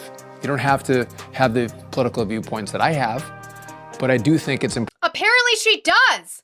Apparently she does have to have the viewpoints that you have. Apparently she does have to believe what you believe, because you are literally telling your child that if she gets into Harvard, you can tell her no. When she's saying, I don't think I could say no to Harvard, because you do know what kind of an honor it is to get accepted into Harvard? You don't have to believe how I believe. You don't have to think the way I think, but you can't go to Harvard because they are going to corrupt your mind so that you don't believe the way I believe, so that you don't think the way that I think. That's wild. And our taxpayer money paid to film this. Important that you make those choices for yourself and you have a fair representation of what they are. And I don't think the Harvards of the world give you that kind of well-rounded picture. I hope she gets a scholarship. I hope somebody crowdfunds for her. I hope she gets accepted into Harvard, and I hope she goes. I hope she goes. There are other clips that I don't have from this interaction in regards to them talking about their marriage and their family. That is Sean Duffy and Rachel Campos Duffy. Sean Duffy is the Secretary of Transportation. He's a Secretary of Transportation. So what this was there are tax dollars filming them doing a road trip across the country. Yeah, well, he was from Road Rules. That's originally who he was. Sean Duffy was a contestant on Road Rules back in the day. I don't know. So they filmed a road trip to show the beauty of America and like the nuclear family and the white supremacist fucking propaganda bullshit that we paid for. I don't know why we filmed the reality show of their family in the home. But we paid for that. They did, yeah, last summer, Newshound, thank you. They did this last summer. We paid for this. For him to berate his child about her beliefs. But he is currently the Secretary of Transportation. His wife is a political pundit on Fox. Yeah, for the 250. Okay. Let's go to this as we sit here. Actually, real quick. Huge W's to Darwin for the 1786. You said, keep up the good work. I will continue to do so. Thank you so much. Darwin also getting us to a nice even number. We appreciate that. You guys just like to torture me with decimal points. You just like to see me do the math because you know that it's terrible for me and I don't like it. Okay, let's do this. We covered the fact that Marco Rubio said he was going to start going after the ICC. Donald Trump said that they are going after the ICC to protect Netanyahu. I think there is an underlying, yes, protection of Netanyahu, but also a protection of Trump, who is also committing war crimes, not only in the Caribbean with these alleged drug boats, but also in the Middle East by bombing a fucking school. Rubio announces sanctions on ICC president, so the attacks continue. Secretary of State Marco Rubio on Tuesday announced sanctions on the president of the International Criminal Court and a trial lawyer, part of an escalating fight between the Trump administration, the court, and international human rights groups. Now remember, we put sanctions on individual people. We have done it before. We have done it on Russian oligarchs who were making money hand over fist with oil after they invaded Ukraine. So we have done this before, but the fact that you are putting sanctions on somebody whose job is to fight for humanity and human rights, insanity to me. Absolute insanity to me. How do you end something that doesn't exist? The Trump administration's new sanctions targeted Tomoko Akane, ICC's president, along with Abdoulaye Seye, ICC's senior trial lawyer. Rubio said the action was part of our unwavering mission to protect Americans from this sham of a court. The U.S. is not a party to the Rome Statute, the treaty that created the court and established its jurisdiction, and Rubio is encouraging other countries to sever its ties to the court. We've already seen where European countries have already come out and said this is absolutely disgraceful. I can't believe you guys are fucking doing this. These individuals have directly engaged in efforts by the ICC to investigate, arrest, detain, or prosecute officials whose government has not consented to ICC jurisdiction, Rubio said in a statement. That's why, although Putin has an arrest warrant, although Netanyahu has an arrest warrant issued by the ICC, nothing happens to them when they come here except that we roll out the red carpet for them because we do not abide by the ICC's warrants. The sanctions against Akane and Seye generally block American citizens from transacting transacting with the individuals or risk punishment. The sanctions also prevent Akain and Seye from accessing the U.S. financial system. The court said in a statement to The Hill that measures targeting judges, prosecutors, and staff who work towards the fulfillment of the mandate that was conferred to the ICC by states undermine the rule of law. When judicial actors are threatened for applying the law, it is the international legal order itself that is placed at risk, the statement continued. The ICC said it remains undeterred and stands firmly behind its personnel and behind victims of unimaginable atrocities. The court will continue to fully discharge its mandate with independence and impartiality in full accordance with the Rome Statute and in the interest of victims of international crimes, the court added. An official ICC statement is further expected to be released early Wednesday. Last month, Rubio promised to use the tools of the U.S. government and American diplomacy to dismantle the Hague-based court brick by brick, including using travel bans, visa revocations, increased sanctions against the ICC and affiliated organizations, and diplomatic pressure on other nations to withdraw from the ICC. The administration has blacklisted several ICC officials, including prosecutors and judges, following the court issuing arrest warrants for Israeli Prime Minister Benjamin Netanyahu and Yoav Gallant, Israel's former defense minister, over the war in the Gaza Strip. The U.S. has also pushed back against the court for a past probe into U.S. troops' conduct in Afghanistan. In June, 3 ICC court judges filed a lawsuit in New York against the Trump administration, arguing the sanctions levied against them are unlawful. In July, 2 human rights advocacy groups sued the Trump administration to block sanctions on ICC officials, saying the designation had a chilling effect on their work documenting alleged Israeli crimes against Palestinians. And last week, 4 human rights groups sued the Trump administration, saying its sanctions against the ICC officials are unlawfully interfering with their international criminal justice work. So they go to court. And we'll see how that turns out. But again, they are trying to dismantle a court that is meant there to protect the rights of humanity, to ensure that war crimes are not being committed. Mayday, you do not support law and order. You support law and order. Donald Trump is a 34-count felon liable for sexual assault. Okay? Donald Trump was found guilty on 34 counts of falsifying business records. He was also found civilly liable for sexual assault. Prove it? You want me to prove that he was found guilty? 34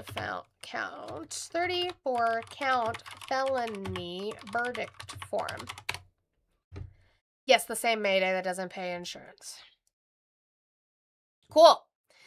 The people of the state of New York versus Donald J. Trump. Count 1, guilty. Count 2, guilty. Count 3, guilty. Count 4, guilty. Count 5, guilty. I just need the sound. Count 6, guilty. Count 7, guilty. Count 8, guilty. Count 9, guilty. Count 10, guilty. Count 11, guilty. Oh, now we've changed it. Prove the jurors aren't biased. There it is. Mayday.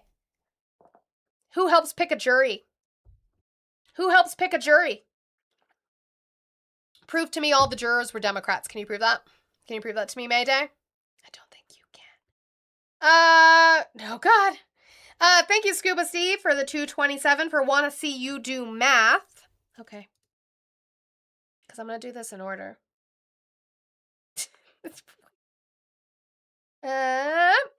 Brings us to 2773. Thank you so much, Scuba Steve. But then you said, oops, more math. Which, what was that one? Oops, more math for the 273. What is happening? Oh, for 25. Why do you do this to me? I hate it here. I hate it here. W Scuba Steve, thank you guys. Brings us down to $25 with about a little more than 20 minutes left. Kick me back to disc golf. No, it's fine. Prove you don't protect illegal aliens murdering Americans. I don't. I want to follow the law, and I want to follow the Constitution and give them due process, Mayday. Eli kicked you, though, I guess. He was out. He was done with you. That's fine. I'm not doing that. I'm going for the law. You guys just don't know the law. Do I have time for this? Maybe. Let's go through this. Let's go through the immigration section before we end. Let's do that. I probably should have done that one instead of the other one, but it's fine. They are working on a new prioritization. This is what you heard me talk about with Jay. There are new prioritizations since they can't find the worst of the worst, since they can't get the criminals, because they suck so bad at their job. They are now changing because they still want to hit their large deportation numbers to make you guys happy and allow you to get hard, because that's the only way you can get hard is if humans suffer. They're saying, fine, we'll just start denaturalizing people. So people who went through the legal process, people who went through the process and became naturalized citizens, we're just going to take that away from them, make them illegal, so then we can deport them. Cool. Awesome. Since President Trump returned to office, the Justice Department has filed more denaturalization complaints than the Biden administration did during its entire 4 years. To help us understand why they're using this tool more, I'm joined by Cassandra Burke Robertson, a law professor at Case Western Reserve University. Cassandra, thank you so much for being here. I first want to ask you, how does the Trump administration's use of this tool differ from what we've seen from previous administrations over the past few decades? I think that the Trump administration's use of denaturalization differs in a couple big ways. One of those is that the Trump administration is just filing many, many more cases. Another way that they are differing from previous administrations is that these statements put out by the Trump administration seem to suggest that denaturalization is an end goal all by itself, and that it's in fact part of the administration's immigration priorities. And then the third way— Who charged him with election interference, G-Peasy? Who charged him with election interference? He was not charged with election interference. What are you talking about? That the administration has used it differently is that the administration has used denaturalization as a political tool. So the administration has talked very specifically about pursuing denaturalization against individuals that have made statements that perhaps angered the government. And you mentioned how this administration is using denaturalization as an end goal in and of itself. How does that differ from what used to be done? What sort of cases? In what case? What case was he charged with election interference?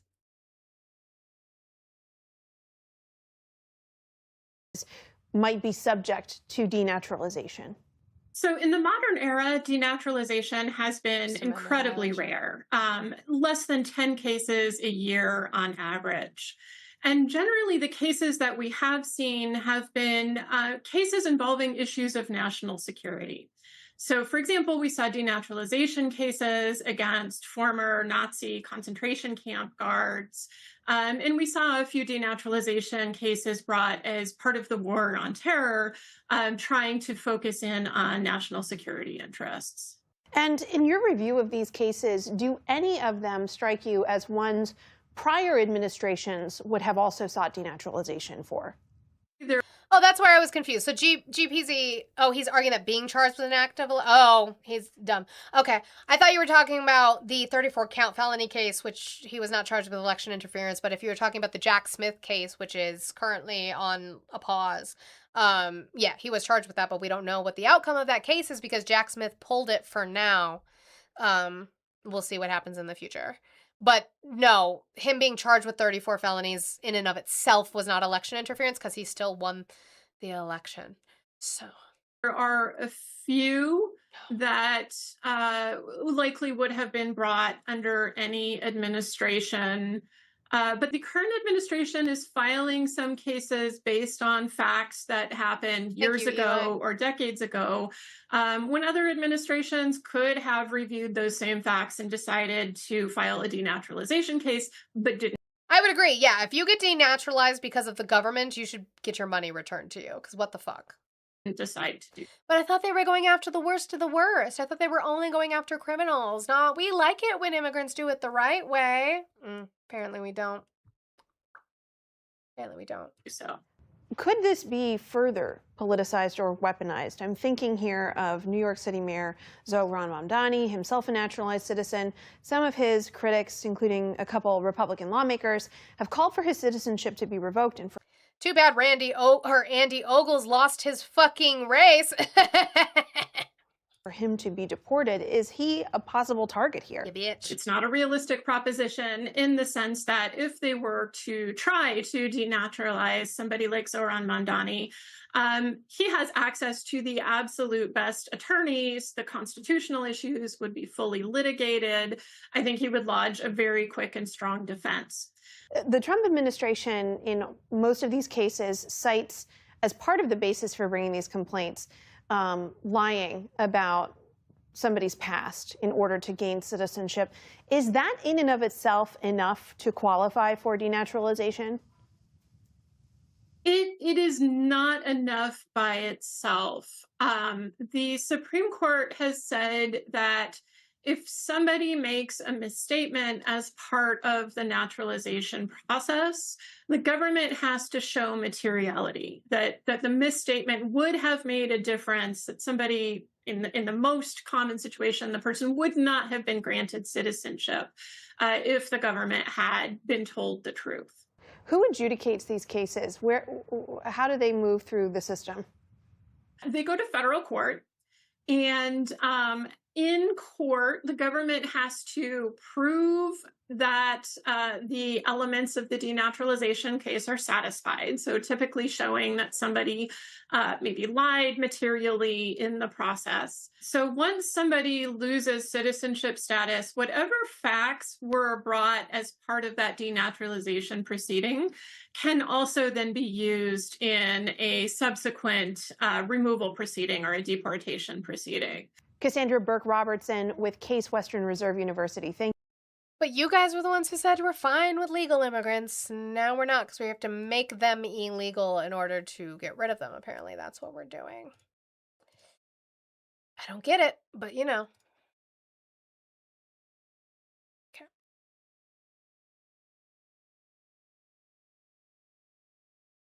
Why don't you guys ever actually leave the box when you leave the live? Just revoke your request because you're impatient and then leave. Why don't you just do that?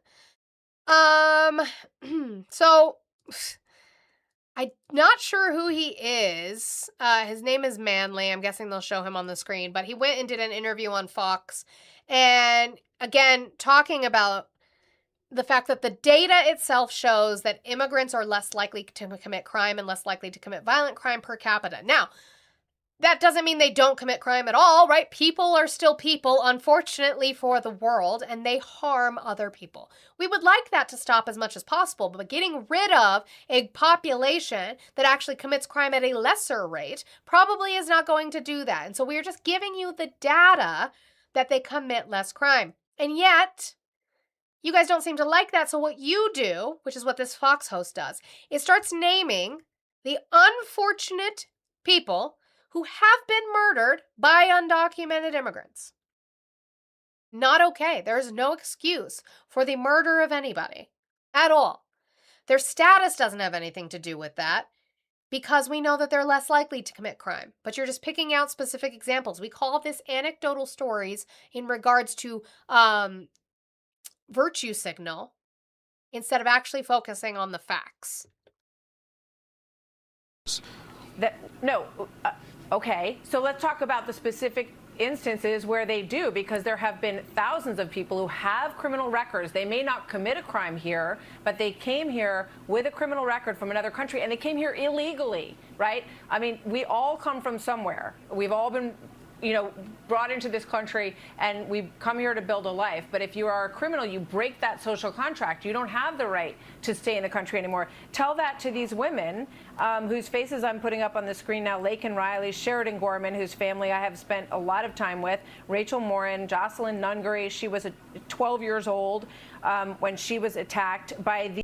Now, Laken Riley's family has asked to stop using her name. A woman in Chicago who was hit has asked to stop using her name. Why can't you guys respect consent? No? Okay. These men who I'll put up... GPZ, you're not a serious person because you can't stay focused. You are so ingrained in your personality of Trump. What are you going to do when that man leaves this earth? Yeah, Molly Tibbetts was not included. I wonder why. What are you going to... Who are you outside of Donald Trump, GPZ? Who are you outside of him? Because you're going to have to find out when he leaves this earth. He's 80 years old. He's not in good shape. I don't even know if he makes it to leaving on his own. Who are you outside of him? And why do you defend him so hard? He's not doing anything for you. Nothing. I don't get it. after them who were in the country illegally, had no right to be here. Imagine if a person that you loved in your family was killed or raped or murdered by someone who wasn't even here legally. What would you... You know what? How about, regardless of their status, imagine if someone you loved was raped and murdered. Just imagine if someone you loved was raped and murdered. You guys don't care about women who are raped? Can we stop pretending like you do? You literally voted for somebody found civilly liable for sexual abuse. You do not care about sexual assault. You do not care about rape. You probably really don't even care about murder. Let's be honest. Let's talk about Alex Preddy. Let's talk about Renee Nicole Good. You do not care. Can we stop pretending like you do now? Okay. You just don't like brown people. You just don't like brown people. How would you feel about that? Well, here's what I say. You know, my heart obviously hurts for... Okay, so this is Elijah Manley. He is a Florida congressional candidate in Florida. I don't know how he did in his primary. Those people, but we can't, you know, base entire arguments off of anecdotes, you know, one-off incidents. I mean, the data is not showing that you have thousands. Yeah, Roddy, did you read her statement? What is Joe Biden's daughter's name, Roddy? What's her name? What is the name of Joe Biden's daughter, and what was her statement in regards to her diary? Thousands of people being murdered or killed by... Did he say antidotes? Probably did. Arguments off of anecdotes, you know. He did. He meant to say anecdotes. One-off incidents. I mean, the data is not showing that you have thousands of people being murdered or killed by illegal immigrants in the country. That's just not true. We don't have to use fear in our arguments when we're talking about immigration. We want to have law and order, but we want to have a system that works. We want to create a pathway to... Cool, you answered one of my questions. Ashley, what did she say about the diary? What did she say about it? Citizenship for people. Elijah, I'm not talking about fear, I'm talking about reality. I'm talking about reality.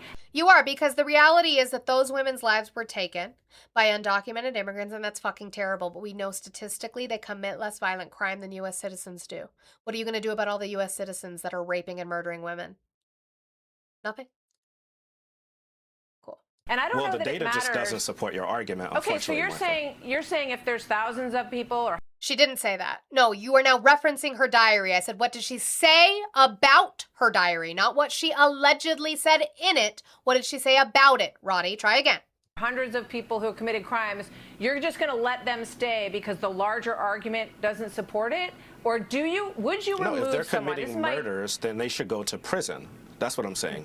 I mean, I understand that some Republicans want to take these individuals and give them a vacation back at... And then Roddy pivots. I asked you to tell me what she said about her diary and about her diary entries, and you pivot to all the babies I sacrificed to Satan. Listen, if I can get pregnant with twins, it will be my 8th abortion this month if I can get pregnant with twins, and then I can abort the twins and I can get a smothered burrito. A girl just wants a smothered burrito, okay? At home, but they should go to prison. Is what they should do. If they kill an American, they should go to prison. But Republicans want to give them a vacation and take them to another country. I don't think anyone wants to give them a vacation. No one wants to give them a vacation. Then let's put them in prison if they're committing murder. Now that I can agree with. I've had my stance changed on this. This idea that I used to say, I don't see why we would spend our taxpayer dollars on having a murderer in our jails when you could just send them back. I have now changed my stance on that. Thank you, Ari, for the conversations. This is what you do. You have conversations with people who push back on your thinking, and then you might change your stance. It doesn't make sense, actually, to send them back because they have a lot easier stance of being able to come back here and do more crimes. Whereas if they're in jail, we know where they are. If they're serving a life sentence for murder, we know where they are. They're not harming anybody else ever again. Sorry, I wasn't paying attention. I heard smothered burrito. Did you get your final abortion? You got your punch card filled out? I'm working on it. You need to get me pregnant with twins for my 8th. Oh, son of a bitch. Because I've had 7 abortions this month, so we've been working hard on it, but we need 8. And it needs to be twins for the smothered burrito. Man, all right. I got excited. I thought lunch was ready. I can't stand you. Oh, get a real job. Jesus, I know your parents are embarrassed. Actually, my mom is very, very proud of what I have built on this platform. My mom is very, very proud about that. My father, I don't know how he feels because he's dead. Right? But hold on, but we're talking about two different things. I'm saying if they come into the country illegally, which means crossing the border illegally, and if they come in illegally, which means coming in illegally, thank you for that fucking circular definition. Glad she doesn't know what that means either, like none of you do. What does coming in illegally mean? It means coming in illegally. They have a rap sheet back in their own country Are you okay with them staying here? What I'm saying is if a murderer comes into the United States of America, sending them back for them to just come back over the border doesn't make sense to me. If you're a murderer... And then they pivoted to trans people. Yeah. Yeah. By the way, since Roddy's not going to be able to answer since he pivoted to abortion and then trans people, Ashley Biden came out and said, people are using parts of my diary that can't be confirmed to harm someone I love. Cool. Awesome. Oh, wow. Like, totally freaked me out. I mean, right on. Murderer coming to this country puts you in jail. That's all I'm saying. I mean, Republicans want to give these folks a vacation. I'm not interested in giving a criminal a vacation. Ridiculous. I don't know. That's true. You want to send them to their country of origin or a third country of origin, which might be tropical and nice and awesome. And guess what? They're probably going to be let free. I don't foresee these countries then detaining them unless you're sending them to CCOT. So, which even that, you've been violating due process rights for. So you're letting them free to roam around, possibly committing crimes in other countries against women, or coming back and sneaking back in here, doing it better the second time, and harming other women in here as well. But sure. So the Trump administration is briefly pausing the contentious border project in Texas, Big Bend National Park. We talked about how this was actually a bipartisan effort from Republicans and Democrats saying that this needs to stop. Stop coming in and bulldozing our beautiful fucking landscape in an area that is less than 1% of the detentions on the border. Please stop doing this. So they have come in and paused it for now. The Trump administration said Monday it is temporarily pausing construction of the contentious border construction project in Texas's Big Bend National Park, while the head of the agency tasked with building the wall visits to do an on-the-ground evaluation. The project through the national park in southern Texas has faced fierce bipartisan opposition by critics, bipartisan opposition, who say it is marring the area's pristine environment. They argue the region's rugged and remote terrain already serves as a deterrent to migrants and smugglers. Border crossings in the area have historically been lower than other regions and have dropped even further over the past 2 years. CBP is pausing all construction activity in Big Bend National Park while I visit and conduct a personal on-the-ground evaluation, Rodney Scott, who heads Customs and Border Protection, said on X. Scott said over the next couple of days he was going to listen to local leadership, community members, and stakeholders to address what he said were real national security threats while protecting the park. The Customs and Border Protection did not respond to questions about how long the construction was paused or give any details on whom Scott would be meeting with in Texas. A rare concession for Trump. While it isn't clear whether the brief suspension portended a more permanent halt to the construction in the area, it reflected the intensity of the bipartisan opposition and was a rare concession from the administration on a signature promise of the president's that it has raced to complete. Congress gave the Trump administration $46 billion last year to build a wall from the Pacific Ocean to the Gulf of Mexico. What? I don't need that. And my car doesn't work. And the administration has been charging ahead and waiving numerous regulations in an effort to swiftly build the wall. Scott has said he expects the first layer of the wall to be built by the end of next year, but the administration has run into fierce opposition in Texas, especially when it comes to construction in and near Big Bend National Park and a state park to the west. Customs and Border Protection earlier this year backed off plans to build a 30-foot tall bollard wall through the parks, but it was still moving forward with other border protection measures such as new road lights, barriers designed to stop from cars from crossing the border, and technology such as buried fiber optic cables. That has sparked opposition from Democratic and Republican sheriffs in the region, former national park officials, local residents who rely on the parks for their livelihood, and some Texas elected officials. Critics have said it will scar the rugged landscape that attracts tourists who raft down the Rio Grande River and take advantage of some of the clearest night skies in the U.S. to gaze at stars. The sheriff of Brewster County, which includes Big Bend National Park, said Monday that he'll be meeting with Scott during his trip and that he was glad the commissioner was going to have the opportunity to see the terrain with his own eyes and hear firsthand from people in the region. Why can't he leave it alone? Hello again. Hi. Hi. So I also just wanted to point out that the construction of the U.S.-Mexico border wall is already negatively impacting wildlife migration I think the last time I looked up, it was actually about cheetahs. It's been a moment since I looked it up, so I was trying to find it for you. At the border? The border wall, actually. Yeah. You mean the border wall? not cheetahs? You mean what's the other one? Cougars or whatever the fuck? No, I mean we have more than that, but we don't have jaguars or cheetahs. I don't know. Sorry, I can't remember which one it was. And would potentially impact 89 endangered species. Oh, it is jaguars. Okay.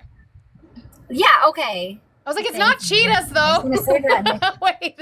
Yeah, and I was about to say jaguars, and you're like, no, it's not jaguars. I'm gonna send that to you as well. So it's like, you guys, I mean, we already knew you didn't care about the environment because you care about just a bunch of dumb stuff. But, so we have the jaguar, Mexican gray wolf, the ocelot, which is actually a beautiful animal. Yes. And the Sonoran pronghorn, and then also even more birds. Did you guys know that it's going to affect birds? That's interesting. So, it is so much. It is so much more than just... Bears, Megan. Bears? Megan is saying that it affects bears too. I'm not ignoring the bears. I love the bears. Just don't let them, don't make libertarian cities because the bears will take over. I don't know the reference. So I'm gonna it was like a town in New Jersey, or it was in the East Coast somewhere. To look it up. Oh, well, in this case, I'm just talking about the Southwest border wall, Megan. Because I was like, what bears come across from Mexico? New Hampshire, thank you, Justin. So it's just a lot. And actually, here's this one about the jaguars. Monica. It's all right. It's fun to have him correct you on that one. Yeah, I love that. We love when a man corrects a woman on this platform. So this is what Ari sent. It's the Defenders of Wildlife, and it gives you a bunch of background information on the border wall, the existing fencing, and how the landscape is affected, and also the wildlife and how they are affected in creating these obstacles for them. It actually reminds me of so in Colorado, where we have the big stretches of highway and interstate, we've actually created areas that the deer, they're like ramps that the deer can use and learn to use to get across so that they have a less likelihood of getting hit. Like, we're trying to be as low impact as possible with the things we do in Colorado, but this border wall is just completely cutting them off of their migration patterns, as Ari is pointing out. Yeah. So it just like building into our national parks doesn't help the issue either, right? A main part of the attraction of traveling internationally is seeing the sights. Our national parks are sightseeing worthy for people to come and visit us. What happens when we don't have those anymore? People are just going to come in to see the big cities and the beaches that they could probably just see with warmer waters if they went to fucking Italy or Greece. Like, anyways, that's just my pet peeve, because I remember reading about the jaguars last year, and I actually think I was a little upset about it. I mean, they don't care. Sorry, I was calling them cheetahs. No, you're right. I was just confused. No, they don't care about spots. They don't care about people, so they definitely don't care about animals. That's for sure. Yeah. So, but I like giant cats, so there's that. Anyways, bye. Oh, well, then I know there's a man here. I didn't know we had jaguars until Costa Rica, when that one walked up on those people at the beach. And then I started tracking one, and the furthest north they've been spotted is New Mexico, which is kind of scary. It's not scary. They're just living their life. You leave them alone. And then we did the wildlife crossings for the pronghorn. Yeah. The giraffes. Well, their next closest relative is giraffes, but they're not. Yeah, it's something about their migration that if they don't travel, they just die. That's terrifying. Poor things. Yeah. well, we don't want to get into my conversation about how I think that pandas are just evolutionary, becoming obsolete, and the humans are desperately trying to keep them from Darwinism, but we don't want to have that Yeah, conversation. they don't want to live. Pandas do not want to live. Like, this is actual human intervention being like, please stay alive, and they're just like, I won't evolve. Nope, not They doing are it. cute as hell, though. They are. Bye. All right. Okay, I'm going to play this reporting on Big Bend, and then we will finish. I have more on immigration, but I'll continue that another day, maybe tomorrow, because I want to get through this Big Bend reporting, and then we can get out of here, guys. But as we were sitting here in a little bit of overtime, I have $25 left in my goal. If we could $1 train, $2 train to get that done and over with, I would appreciate it if we could do that. Check out this steel staged behind me. It was put here by U.S. Customs and Border Protection. But they say they're not building a wall here in West Texas.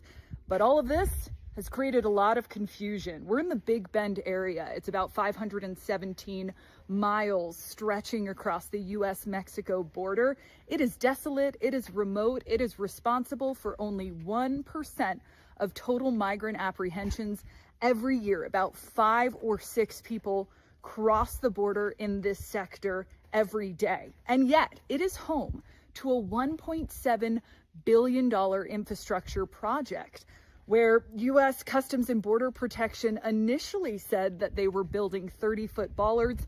Now they say they're building about 17 or 18 miles of vehicle barriers inside one of America's most beloved national parks, Big Bend National Park. And it's sparking a lot of outrage among an unlikely group of opponents, which includes Republican sheriffs, ranchers, environmentalists, country music singers, folks coming together to say, hey, you don't need to build in one of America's last wild places. This project is, again, worth $1.7 billion. And because it's such a remote area, a lot of law enforcement, local sheriffs argue that the best bet in this part of Texas would be using drones to counter any sort of illicit activity, drug smuggling, human trafficking. CBP argues that they're thinking the cartels might shift gears to this part of West Texas if, in fact, other areas of the border are more secure with technology, with some of the recent drops in border crossings that we've seen. We've not seen evidence of that just yet, but this is certainly a battle that has been brewing. What's happening now?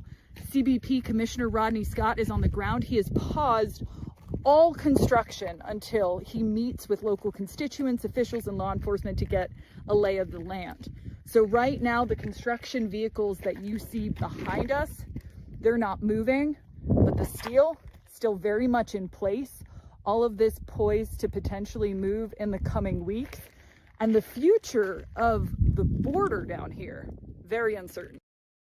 So we'll see what comes of that. What he gets out of his investigation and his speech down there. The Trump administration has not been very good at listening to the will of the people in regards to what they want to see in regards to the actual infrastructure of the border and how that affects the people and, as Audrey rightly pointed out, the wildlife.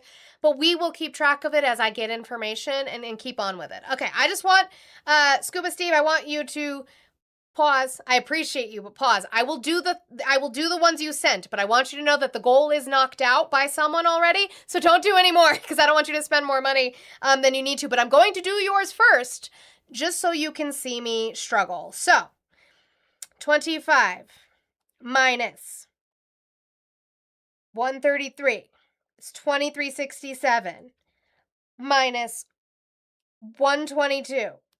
Is 2245 minus, I hate it here, 145 is $21, and we're going to leave it there because then D-Man came through with the 25 to finish us out today. Thank you, Scuba Steve, for that. Why do you like to torture me? Makes me want to throw up. And W's to D-Man for knocking it out the rest of the goal as we went into a little bit of overtime.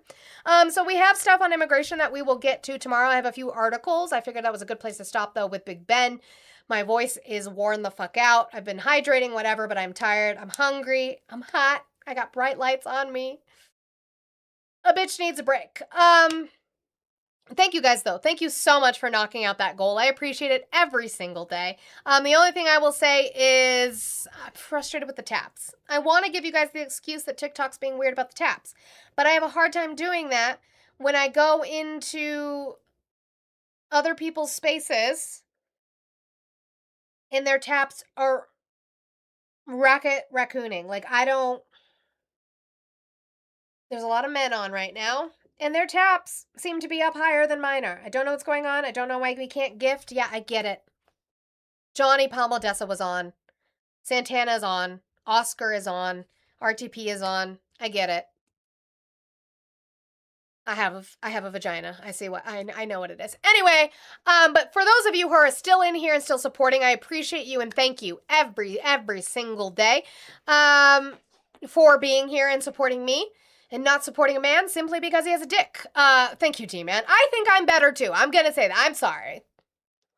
You guys want to see blood sport with these idiots all day? I don't know. Like, I'm so far past that. Like, that's why this is so small now. And why are you still supporting Trump? Because it's pointless. It really, really is. Actually, did I have that? Yeah, it's pointless. I'll tell you why it's pointless. I'll play one more clip before we get out of here. I will show you why it's pointless. It's dumb. I'd rather talk about the news and what we are doing to break it because we don't live in the same world with these people any longer, okay? We just don't. We don't. They live in an alternative reality. What do you want me to fucking say? They're insane, okay? It's crazy because I'm sick and tired of acting like we are currently living in the same plane of existence as like half the fucking country's voters. We do not. We don't. We don't. They live in a separate reality, okay? They think Donald Trump is like a Jesus Christ-like figure. What the fuck can you say about that? Exactly. Donald Trump literally goes on television, goes on rallies every day and is like, you need to eat shit and die and you deserve less, you fucking Philistines.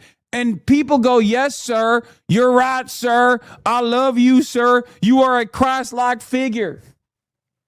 When Donald Trump in 2016 said I could shoot someone on Fifth Avenue and people will still vote for me, we all thought that was an insane statement. Does anyone think that's an insane statement any longer? That was Donald Trump's Babe Ruth, I'm calling my fucking shot moment. That's what it was. So you guys want to watch people argue about abortion man to man, which is interesting to me. You want to watch them argue about sexual abuse and rape man to man, which is interesting to me. You want to watch them blood sport. Then yeah, I'm not the right platform for you. Donald Trump's going to die one day. And then politics will still be here. Let's see. Who still, yeah, but my brother knows I don't usually play Hassan. That's the thing, Audrey is like, he knows that I'm not a huge Hassan fan. What was your platform going to be? That's why I pivoted, because y'all stopped calling in, because y'all can't defend this anymore. That's why I pivoted to actually talk about the news and what we can do. Yeah, exactly, Mia. Don't come crying to me that they platform Hoodie and RC and Liam and David Dale. Don't fucking come crying to me. Talking to Tyga every single night. Talking to Bretta. Don't come crying to me that they platform harmful people that hurt your communities and made you feel bad and triggered you today, because I didn't do that. I focused on the news, but y'all didn't support me. You guys did. The lovely of you that are still in here hearing me rant, you supported, and I appreciate that. On that note, I'm not rating anybody because fuck men. I'm going to go order myself either a smothered burrito or some fucking pizza, and I'm going to eat. I'm going to go pick up my kids from their first day of school and hope that they had a wonderful motherfucking day. And, yeah. I got to finish this laundry. No, it's in the dryer. It's done. I just got to put it in the thing. Oh, is Twista on? Well, we can do that. So YouTube and Twitch, I'm going to let you guys go. I appreciate your support, especially my Twitchies over there, and those of you in the trenches every single day on that toxic-ass YouTube chat. I appreciate that you guys are willing to be in there and typing in that YouTube chat, because it's gross. But I appreciate you guys, and I will see you tomorrow for Friday, okay?